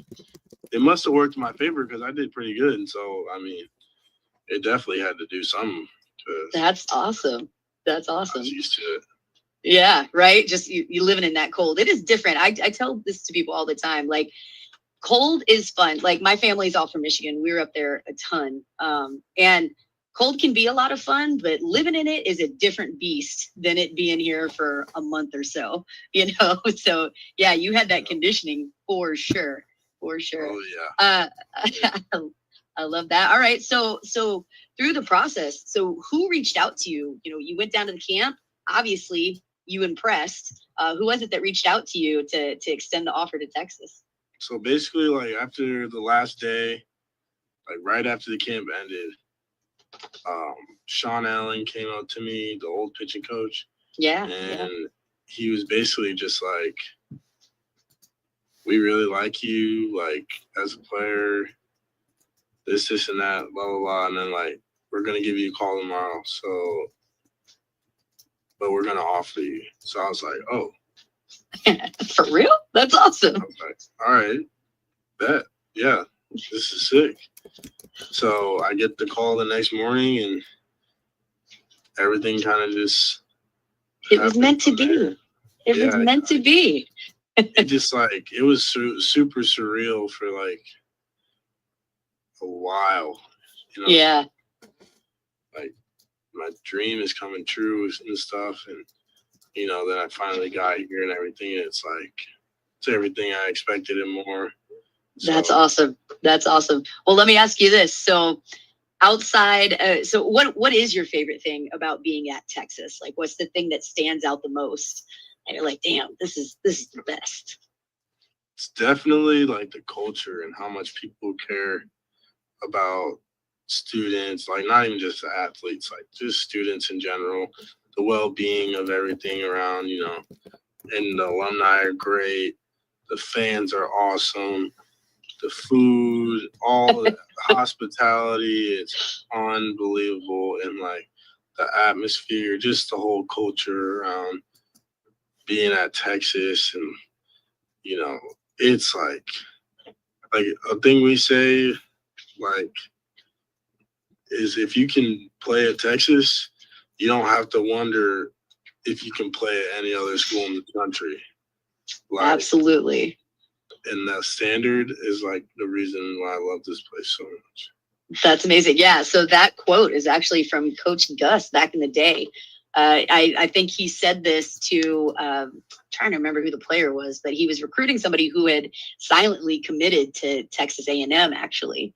And Coach Gus's pitch was basically like, if you sign at A&M, you'll always wonder, could I have played for Texas? If you sign at Texas, you'll never wonder, could I have played somewhere else? So absolutely, there is that standard. You know, a lot of football, of course, gets a lot of attention, but man, Texas is a baseball school. Omaha 38 times, you know, that's the standard. That's the expectation. Now that can put a lot of weight on people at times, but yeah, you're right, man. That standard is the standard, and that's the expectation. It's great to hear that you love the culture. Like, that's really, really encouraging. So, yeah, let me ask you this. So going into the SEC, big change. You had your first year with Texas, finishing up the Big 12. We're now rolling into the SEC. Are you excited for that changeover? Are you excited for the opportunity to play in the SEC? Super excited. You know, this is a chance for us to make history. And, you know, it's been 20 years since there's been a national championship. So, you know, I think this would be the perfect way to do it. First year in the SEC, got beat up last year a little bit. Yeah. New coaching staff. There's a whole lot, and it could really just be a storybook moment for us. You know, first year in the SEC, everyone's doubting us. Can we handle the velocity? Blah blah blah, whatever they want to say, type thing. But you know, we prepare in every way, and I think we're going to be ready day one. So that's amazing to hear. So yeah, you brought up the coaching change a little bit. So tell me what has been the biggest difference that you've noticed so far? You know, is there a difference between, you know, your routines, practice, things going on, the energy with this new coaching staff, of course, with Jim Schlossnagle coming in? And what I think surprised a lot of people, right? Like that was quite a coup that Chris Del Conte pulled off, getting his buddy Jim to come and coach at the University of Texas. Tell us about that. How did you find out about the news, and how was that transition, Ben? So I found out through, how did I find out? I think I just found out through the internet. Yeah. And then we kind of just, they had never recruited me out of high school. So it was kind of like, I had to like reintroduce myself, almost like start over. But honestly, I think that happening was probably the best thing for me. Just like, you know, I get a fresh slate. Like, they don't know me, I don't know them. Yeah. And it's kind of just like, I could go lay it all out there one more time, you know, because last year didn't go how I wanted. Yeah. And honestly, it was the best decision I ever made, not transferring, in my opinion. I've gotten so much better, and they've helped me a lot. You know, they bought into all the guys, and we really focus on like not just the baseball physical side of things. It's also the mental side, being in control of yourself, stuff like that. Brian King, he's an awesome mental coach, and you know, everything's just different now, like in a good way. Yeah. You know, play into a standard, not a scoreboard. You know, it's just like you feel the difference. And that's awesome. It gives me the chills just like thinking about what we could do.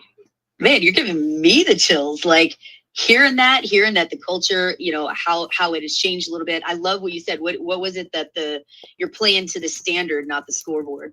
Oh, I love that. I think that's something that gets me ready to run through a brick wall, man. Like I'm excited for this year, excited to watch everything go down. So I love that. All right. So let me tell you this. Let me ask you this actually. So with the new practices and the new coaching, do you have like, what does your day look like? How is that going? Like, again, I appreciate you joining us, and I know it's late and I know that you are tired. So thank you for the time. So walk us through a day in the life of a Texas baseball player. So basically, depending on the day, we'll either lift at like 6:30, 6:15, or 7:30 or 8:30. Just depending on class schedules, what day it is, but it's usually always in the morning for us. Then we'll go to class, study hall, get to the field around 11:30, depends on the day, 12, sometimes just the study hall and getting work done. And then practice usually starts at 2, but in between then we do like our early work, hitting in the cages, stuff like that, routines before. And then usually we'll stretch at 2:15, practice either till 4 or 5:30. Depending on the day and how much they want to drill you. It just depends. Like when we do the 9-inning scrimmages, it'll be like, let's see, we start at first pitch will be at like 3, we'll end at like 6. So it's full on game time, you know, full. Yeah, we've been going 9 innings for about a week or 2 now. Yeah. Oh, I'll tell you, I couldn't do it. I looked this when I was at UT. Like I was running around like crazy, had a bunch of classes. I can't imagine throwing athletics and the workout regimen and the training and, you know, the mental stuff on top of that. Hats off to you, man. That is hard. That stuff is hard. It's always impressive. So are you a night owl? Do you go to bed early because of this crazy schedule? I got to ask that. See, that's like what makes it hard because, you know, I got a lot of homework to do with my business minor and my corporate communication major. It's like, whew, I got all this work to do, and then I get home and I'm like, that's why I really have to utilize my study hall time, just getting stuff done. Yeah, and then absolutely. I try to get to bed 10:30. Reasonable hour. If not, it's usually 11. It just depends. Yeah. It's tough. Yeah. Well, again, man, really appreciate you joining us and taking the time today. So, I'm tired just hearing you talk about it. Like I need a nap just listening to that, man. It's crazy. So, all right. So let me ask this, as we're talking about, we mentioned like going into the SEC. I loved what you said. Like it's a chance to prove yourself again. I'm saying, man, you had some great numbers in fall ball this year. So are you juiced, reinvigorated, ready for this season? Like you're talking about being amped for it. What's the team that you were most excited to play in the SEC? Yeah, so I mean, on my side, you know, I'm gonna just stay ready. You know, I'm always gonna be ready. So, but my favorite, the team I'm most excited to play, honestly, is A&M. Yeah. It's like all this stuff, you know, it's been a mess. You know, so. It's a little bit of jawing going on in that, right? A little bit of talking going on both sides. And you know, that's a great part of the rivalry. And you know, it's just another baseball game at the end of the day. But I'm sure that'll be a fun atmosphere, and I'm excited for that. But, at the end of the day, we're just playing another baseball game. Yeah, absolutely. All right, let me ask you this. So coming from Michigan, I'm sure you're super familiar with, the Michigan-Ohio State rivalry. And even I will bring this up. So I will tell you right now, Michigan State is my number 2 team. You're a Michigan guy, right? Like you grew up supporting Michigan. Is that true? All right. So we in Michigan State. Okay, good. So see, we don't have to fight. All right. I love that. I appreciate that. You really are my people, man. I love this. So I got to ask, like, looking at those comparisons, right? Like the in-state rivalry, there's that kind of narrative of the big brother, little brother. How would you compare what you've experienced of the Texas A&M rivalry right now to something like Michigan State, or anything else around the country? What are your thoughts? More intense, less intense, about the same? Yeah, I mean, I would say, compared to Michigan, Ohio State, I don't know. That rivalry, I mean, it's pretty similar, I would say. Like, those A&M fans they're ruthless. So they jaw quite a bit. That is true. That is absolutely true. They really don't like us. I mean, you know how it is. Yeah, little chip on the shoulder from them. I think that's a fair thing to say. I think that's a fair thing. But I would say it's pretty similar. Playing there last year, it was a good environment, and I wouldn't mind going back and playing there. Yeah, well, you'll get a chance. Yeah, you'll get a chance there. That's for sure. That'd be a fun game. So yeah. All right. Well, got it marked on the calendar, right? That A&M rivalry already heating up. It's here though this year, I think. Yeah. Yep. Yeah, they come here this year. A lot of their fans were fussing about that, like, oh, Texas is new in the SEC. Why do we have to go there? Well, fools, because we played at y'all's place last year. Come on, man. Use some common sense here. So, yeah, I think that'll be fun. All right. So, let me ask you some team questions here, jumping into it. I know, again, when you and I met, I met you guys with, like I mentioned, through Trey Faltini. But then it was Nick Sanders as well, and D. Kennedy. I called y'all the Texas Trio, and those fellas are gone now. So I'm going to dig in a little bit. Who is, like, on the team? I got to ask, like, is there somebody who's the goofiest, silliest, like, just acts the most wild, the most crazy? Who would it be? It's definitely either Jonah Williams or Ace Whitehead. I love it. Ace, we got to let him know. Just he's out there. So is he like a prankster, or he'll just jaw at you? Mm-hmm. All of the above. Boogie thinks he's a comedian. It's pretty funny. I love it. All right. So who's the most serious on the team then? Let me think. I would have to say, I'll go Bryce Navarre, freshman. All right. Dang. Okay. So a freshman putting his head down, like, he's not the guy to joke around with. He just wants to go in all business all the time. Yeah. Yeah. He handles himself well. Yeah. That's awesome. Hey, you don't always see that from freshmen. That's very cool to hear. All right. So I've got to ask this. It might be a similar answer. I don't know. Who on the team talks the most trash? Who jaws the most? Oh. Ooh. I mean, Max Ballou is up there. Adrian Rodriguez. I would say those two, they like to talk smack a lot. I appreciate that. Now, are they bat flip guys? Are you a bat flip guy? Yeah. All right. So the bigger the bat flip, better. Yeah. They'll flip it on you. I appreciate it. All right. All right. So who is the guy on the team that, like, no matter what, you can trust with a secret? Like, they will go to the grave with your secret if you tell them.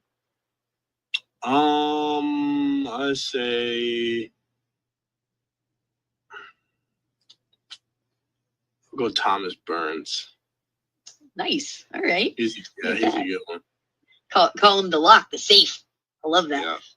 All right. So one thing I did definitely want to ask, like I mentioned, like, seeing you out and about, you're having a good time here in Austin, Texas. You're talking about you've really enjoyed the culture. You've enjoyed, that going on. So what is your favorite Longhorn memory so far?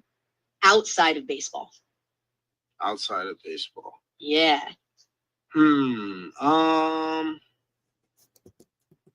I would say the CFP game here was pretty cool. Yeah. That was awesome. That was an awesome environment. I agree, man. And the Georgia game was pretty cool too, even though we lost. But like, that was the environment. I never seen DKR like that last year. It was never. I don't think it really ever got like that. But yeah, it was pretty lit, man. It was great. Like, I thought it was a better environment, that probably one of the best I've been to. And Michigan at the Big House, they're supposed to be, the number one. I thought it was better here. Yeah. I agree. I thought, we traveled up to Michigan for that game too, Rocky and I, and it was cool to be there. It was a historic game. Of course, always super fun when you go in somebody else's house and just absolutely dominate, right?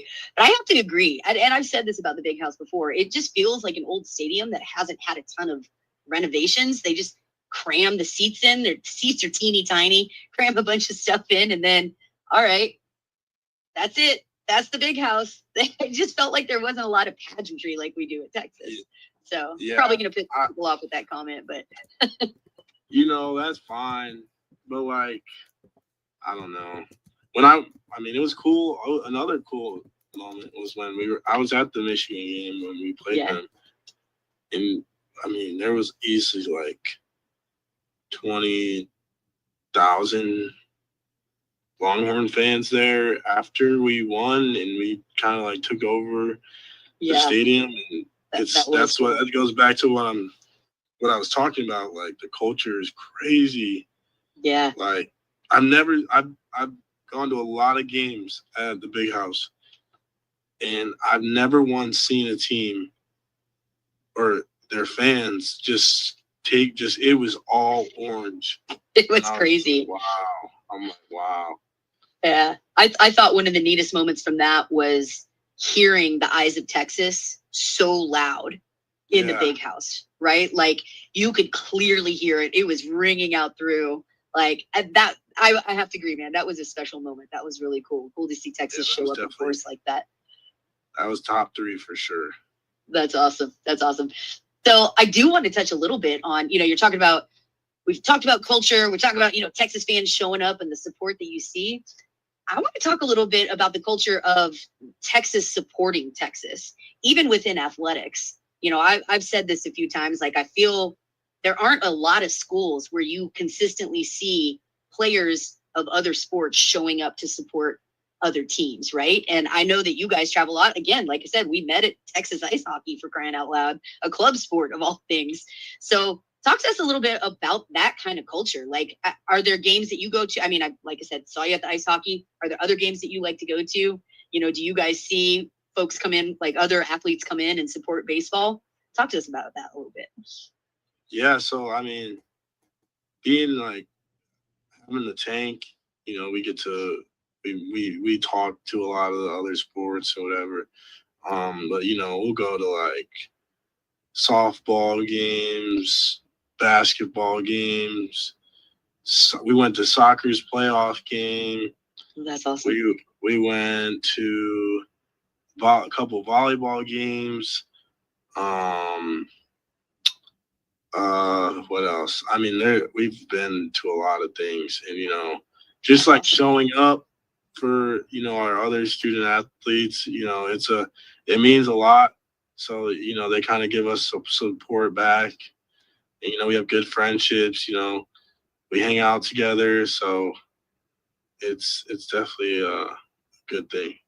That's cool. So do you think the tank like kind of initiates that and encourages the athletes to hang out together? It sounds like kind of a place for everybody, kind of the watering hole, right, of Texas, where all the student athletes can come together and come across each other where otherwise you might not. Yeah, exactly. That's very cool. Yeah, tank is like you meet anybody at tank. That should be the new slogan, right? You meet the best people at the tank. No, that's great, man. All right. So we're going to jump into just a couple of random questions so our viewers can get to know you a little bit better. Listeners get to know you a little bit better. It's just going to be some quick, answer first thing comes to your head, and then we'll jump on. So first question. This is going to be a tough one. All right. You ready? I'm ready. Mountains or beach? Beach. All right. I like it. Hot or cold? Cold. Okay. Kind of opposite there. I appreciate that. All right, man. What's your favorite color?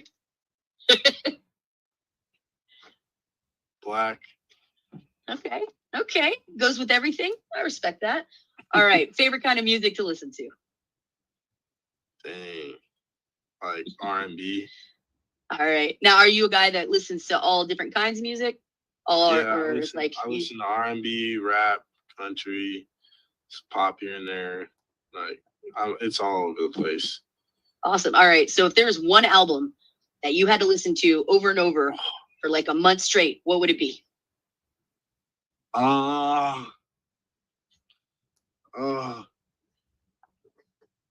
Definitely this album by Daniel Caesar called Freudian. It's really good. Right. You should go listen to it.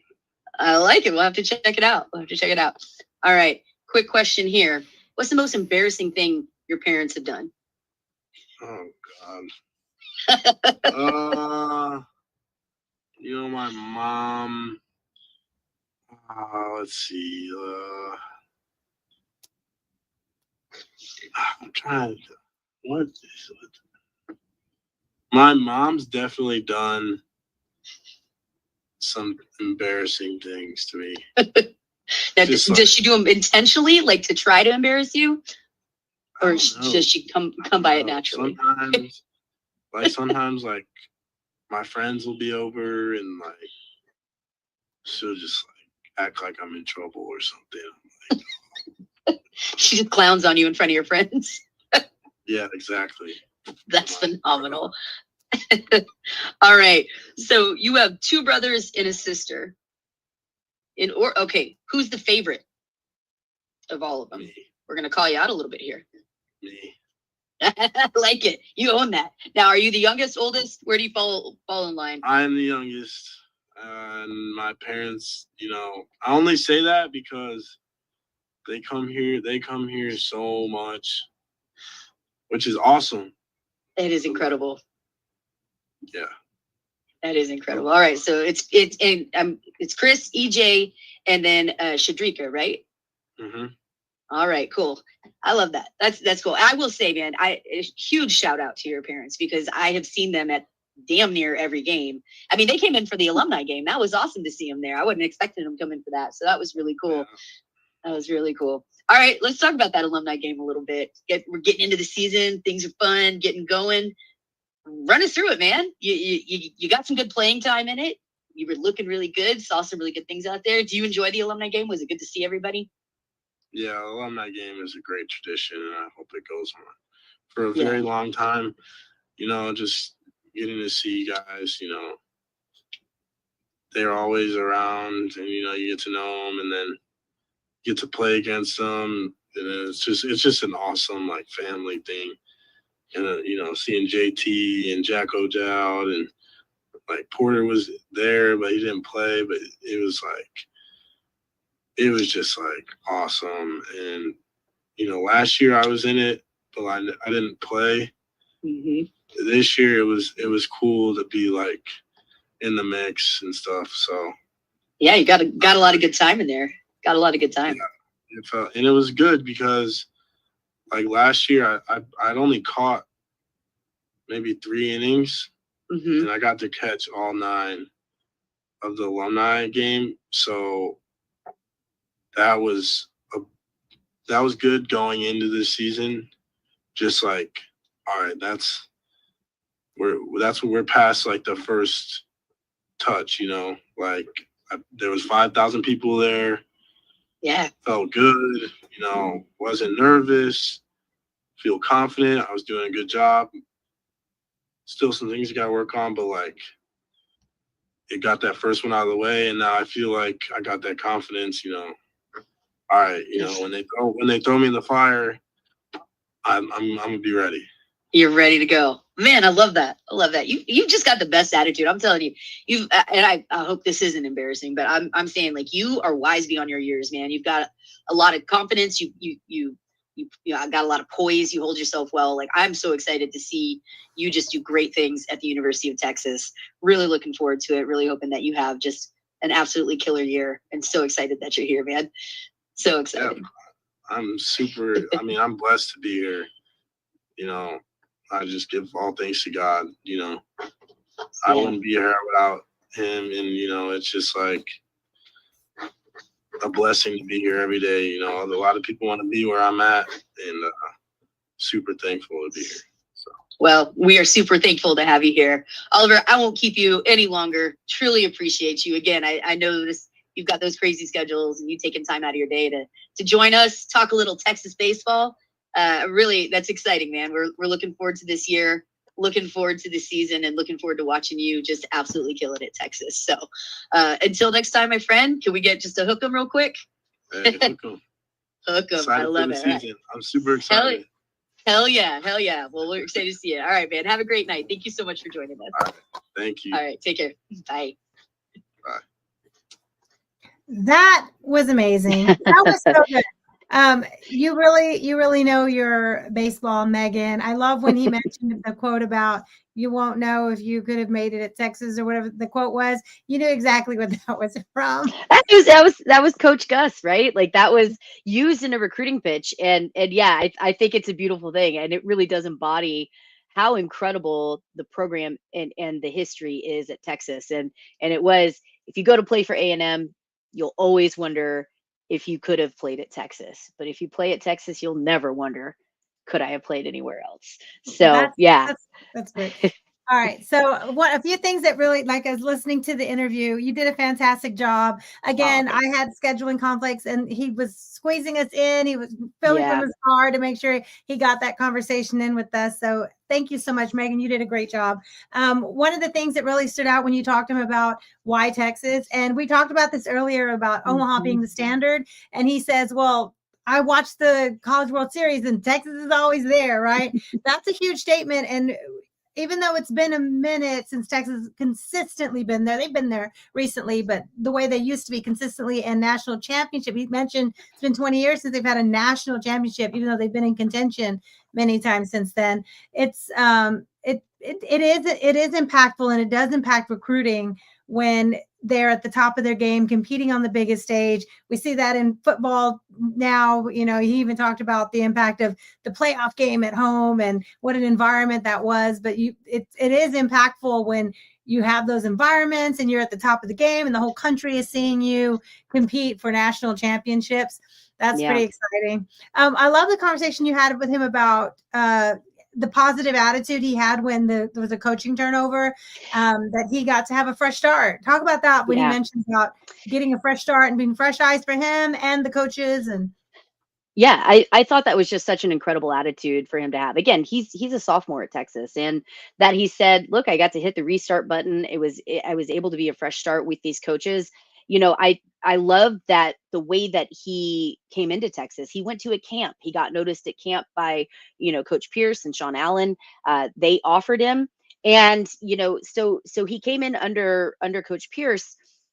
But then he said, you know, it's different. It's different when you play for Texas. There's a lot going on there, and he felt like, you know, he's been putting the work in, he's been doing all this stuff. But when the new coaching staff came in, when Coach Schloss came in, he's like, yeah, I just get to start over. And I thought that was what a cool way to view things. I think in a lot of ways, like, that's a stressful transition for a lot of players, right? That you don't know, this isn't the coach that recruited you. This isn't the system that you were used to or expecting. So to go through this big change, a whole new coaching staff, new style of play, you know, different practices, different regimens, that's mentally taxing as a player. And like, he talked about his, you know, the schedule just as a student athlete. Student athletes nowadays just have these bananas schedules, and to be able to really take a step back and go, hey, it's all good. I'm playing baseball at the University of Texas. I get a fresh start with this coaching staff, And I think it really speaks to where he's at and what he's done to be able to.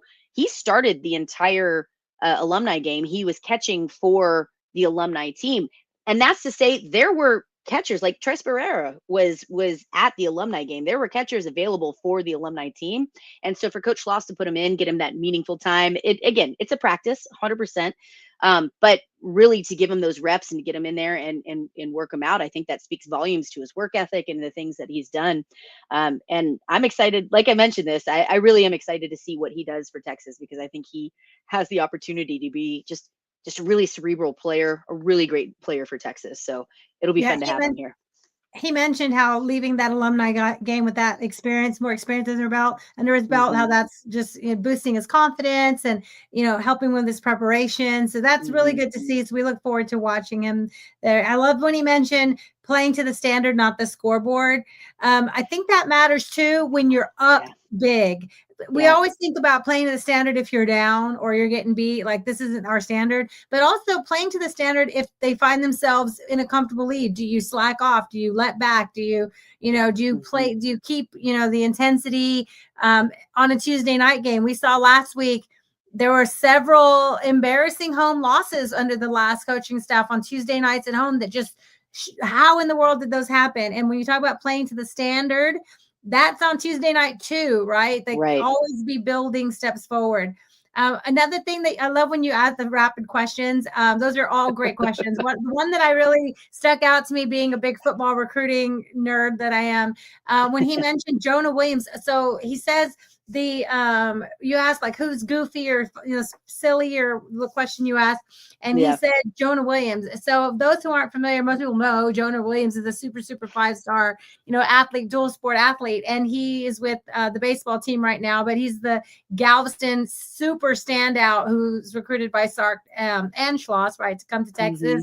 For him, he's only been on campus a couple weeks, right? And what a confident, young, fun standout to be dual sport, but also be the one he mentions that's loose and outgoing and fun. That really says to me a lot about that. Jonah Williams must be really comfortable already on campus and fit right in and confident. And I'm excited. That really stood out to me that he mentioned the kid who's been on campus for a week. That is, the one that's, giving everybody, having a good time, right? Having a good time with everybody. So that was a great interview, Megan. I'm sorry I couldn't continue. That was really good. Oh, that's okay. Yeah, no. And again, it was late night, so I really appreciate him joining us. It was awesome that he wanted to jump in. He was very gracious with his time and with his answers. So it was a lot of fun. We're happy to have him. Of course, he's always welcome back. We love bringing folks in on Fire the Cannon, having random Texas players, and I don't know. That's what it's all about, right? Just having those conversations, getting to know them a little bit better. It was a lot of fun. So thanks for letting me do that, Rocky. I appreciate it. Yeah, that was great. I'm glad you mentioned CB. Pierce was also not good in the Major League Baseball parks. I'll tell you. Texas in general has not been good in the MLB parks. And this weekend, we'll just mention it before we want to make sure we touch on softball for just a second before we log out. But what great baseball talk with the opening weekend. They're going to Globe Live for the Shriners Children College Showdown. The whole weekend is streamed on Flow Sports. I think it's a subscription. So text all your buddies and see, does anyone have a login to that? A lot of rugby people have a login to Flow Sports. I do not, but people do. So if you have a rugby friend, they might have a Flow Sports login you can use. Texas plays Louisville, 7 p.m. Friday night, 7 p.m. Ole Miss. We saw them in those SEC rankings down towards the bottom of the SEC preseason, which doesn't mean anything. And then Oak State usually has a solid baseball program. They are Sunday games. So that's a good weekend. What do you think about that, Megan? Are you going to be able to stream it? Do you have a Flow Sports app? I will be. There's probably a 7-day trial, right? Yeah, I will be very likely be at softball and also listening. I will have one earbud in with Craig Way in one ear and softball going in the other. So yeah, I'm going to try to get to softball this weekend too. We'll talk about them in just a sec. Yeah. Yeah, absolutely. So yeah, I will say this: Globe Life has not historically been kind to Texas. So hopefully Texas goes up there And we talked about it. It's the start of a whole new era, new coaching staff, fresh start for Oliver Service, fresh start for Texas baseball. Have patience as they figure out their lineup, as they figure out what their players are good at actually in real game time. So have patience. It's a good staff. It's a good staff. So absolutely. Home game, first home game for baseball is next Tuesday at 6:30 against Houston at home, Dishpalk. So I'm going to try to join you, be there for that game too next Tuesday. I think Naughty wants to go too. So I'll talk to you. Yeah. We'll make it happen. For sure. We'll make it happen. All right. So quickly, we want to make sure we give love to the women's softball. I mean, they started the season 6-0. They are preseason number 1 in a lot of rankings. Some places have 2, but overall, they're preseason number 1.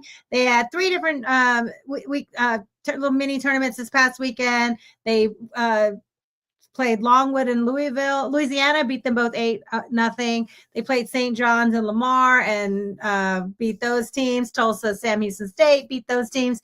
And they get to come home and play. Yay, this weekend.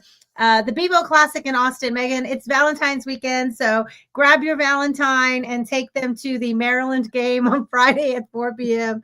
or Texas Tech. Nothing says I love you like sitting in a stadium with Tech fans.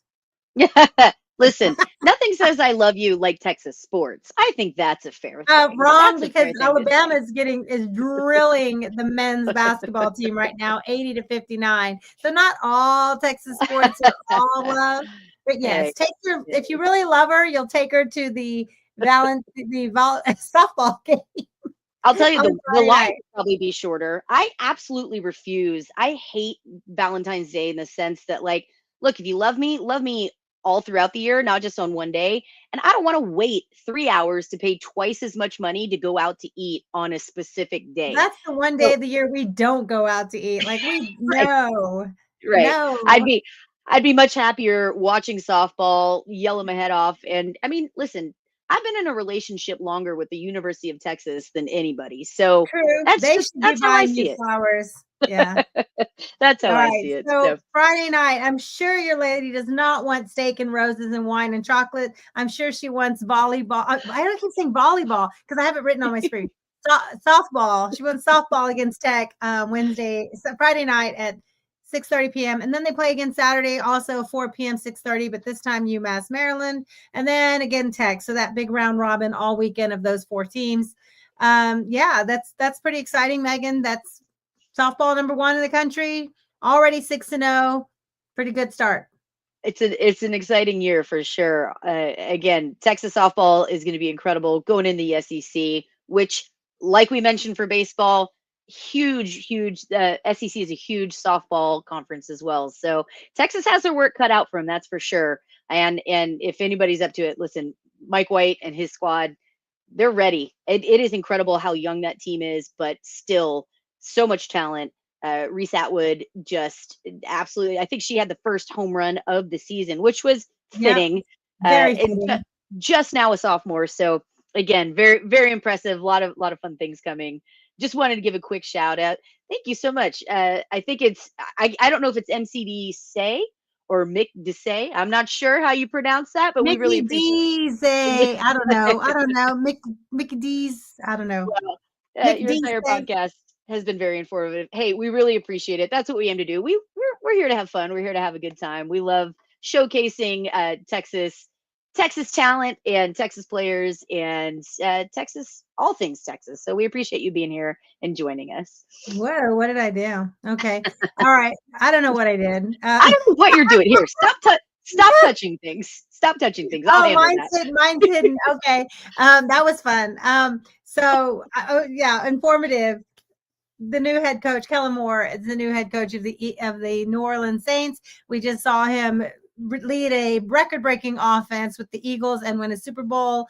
He's now going to be with the Saints. That is great news. Word is a former head coach of the Chargers could be his DC. That's the leading candidate. So good job, Saints. That's a great get for a very fast-rising coach. So good. Jalen Ford, our lifetime Longhorn, who's with the Saints. Good luck to him and their new coach and in his recovery. Remember, he got injured. He's still in his recovery. So always still sending love to lifetime Longhorns. And Connor Williams had his injury too with the Washington Commanders. So good luck.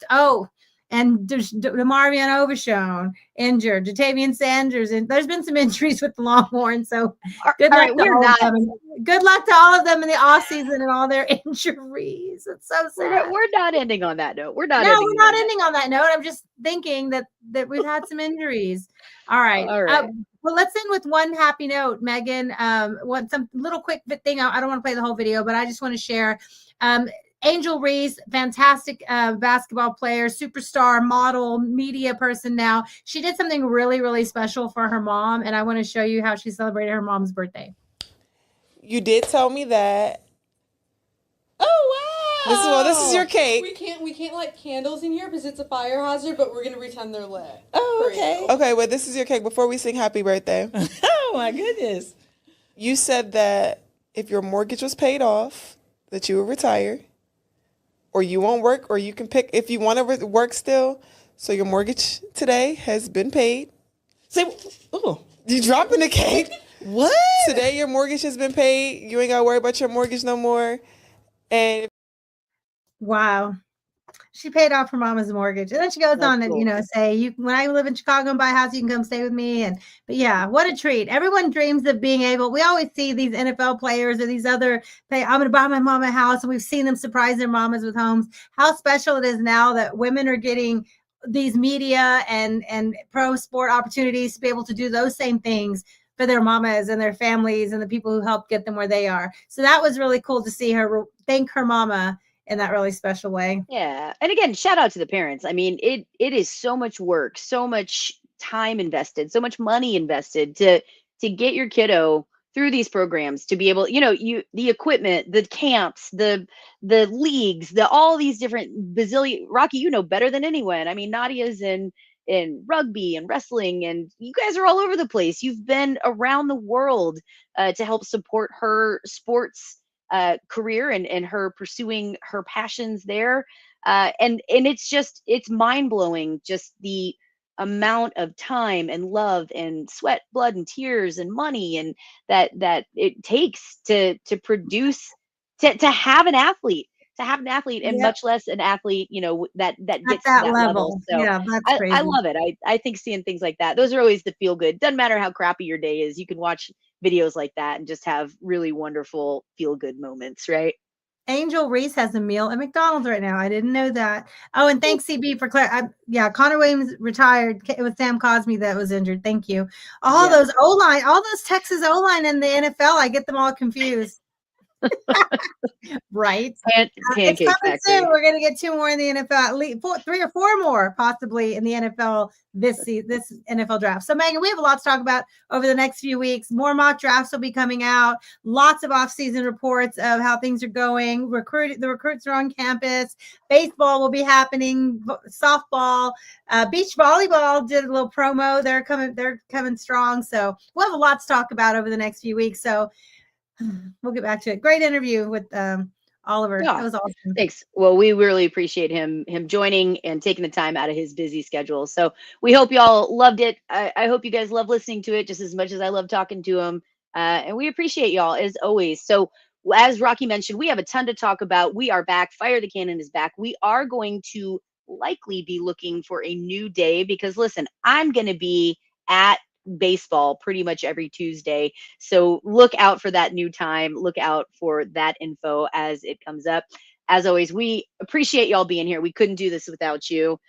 Hey, Fire the Cannon's back. Texas is back. Baseball, softball, it's all back, baby. We're going to have some good times. We're going to talk about it. But until then, y'all, I'm Megan. I'm Rocky. And we are Fire the Cannon. Hook 'em.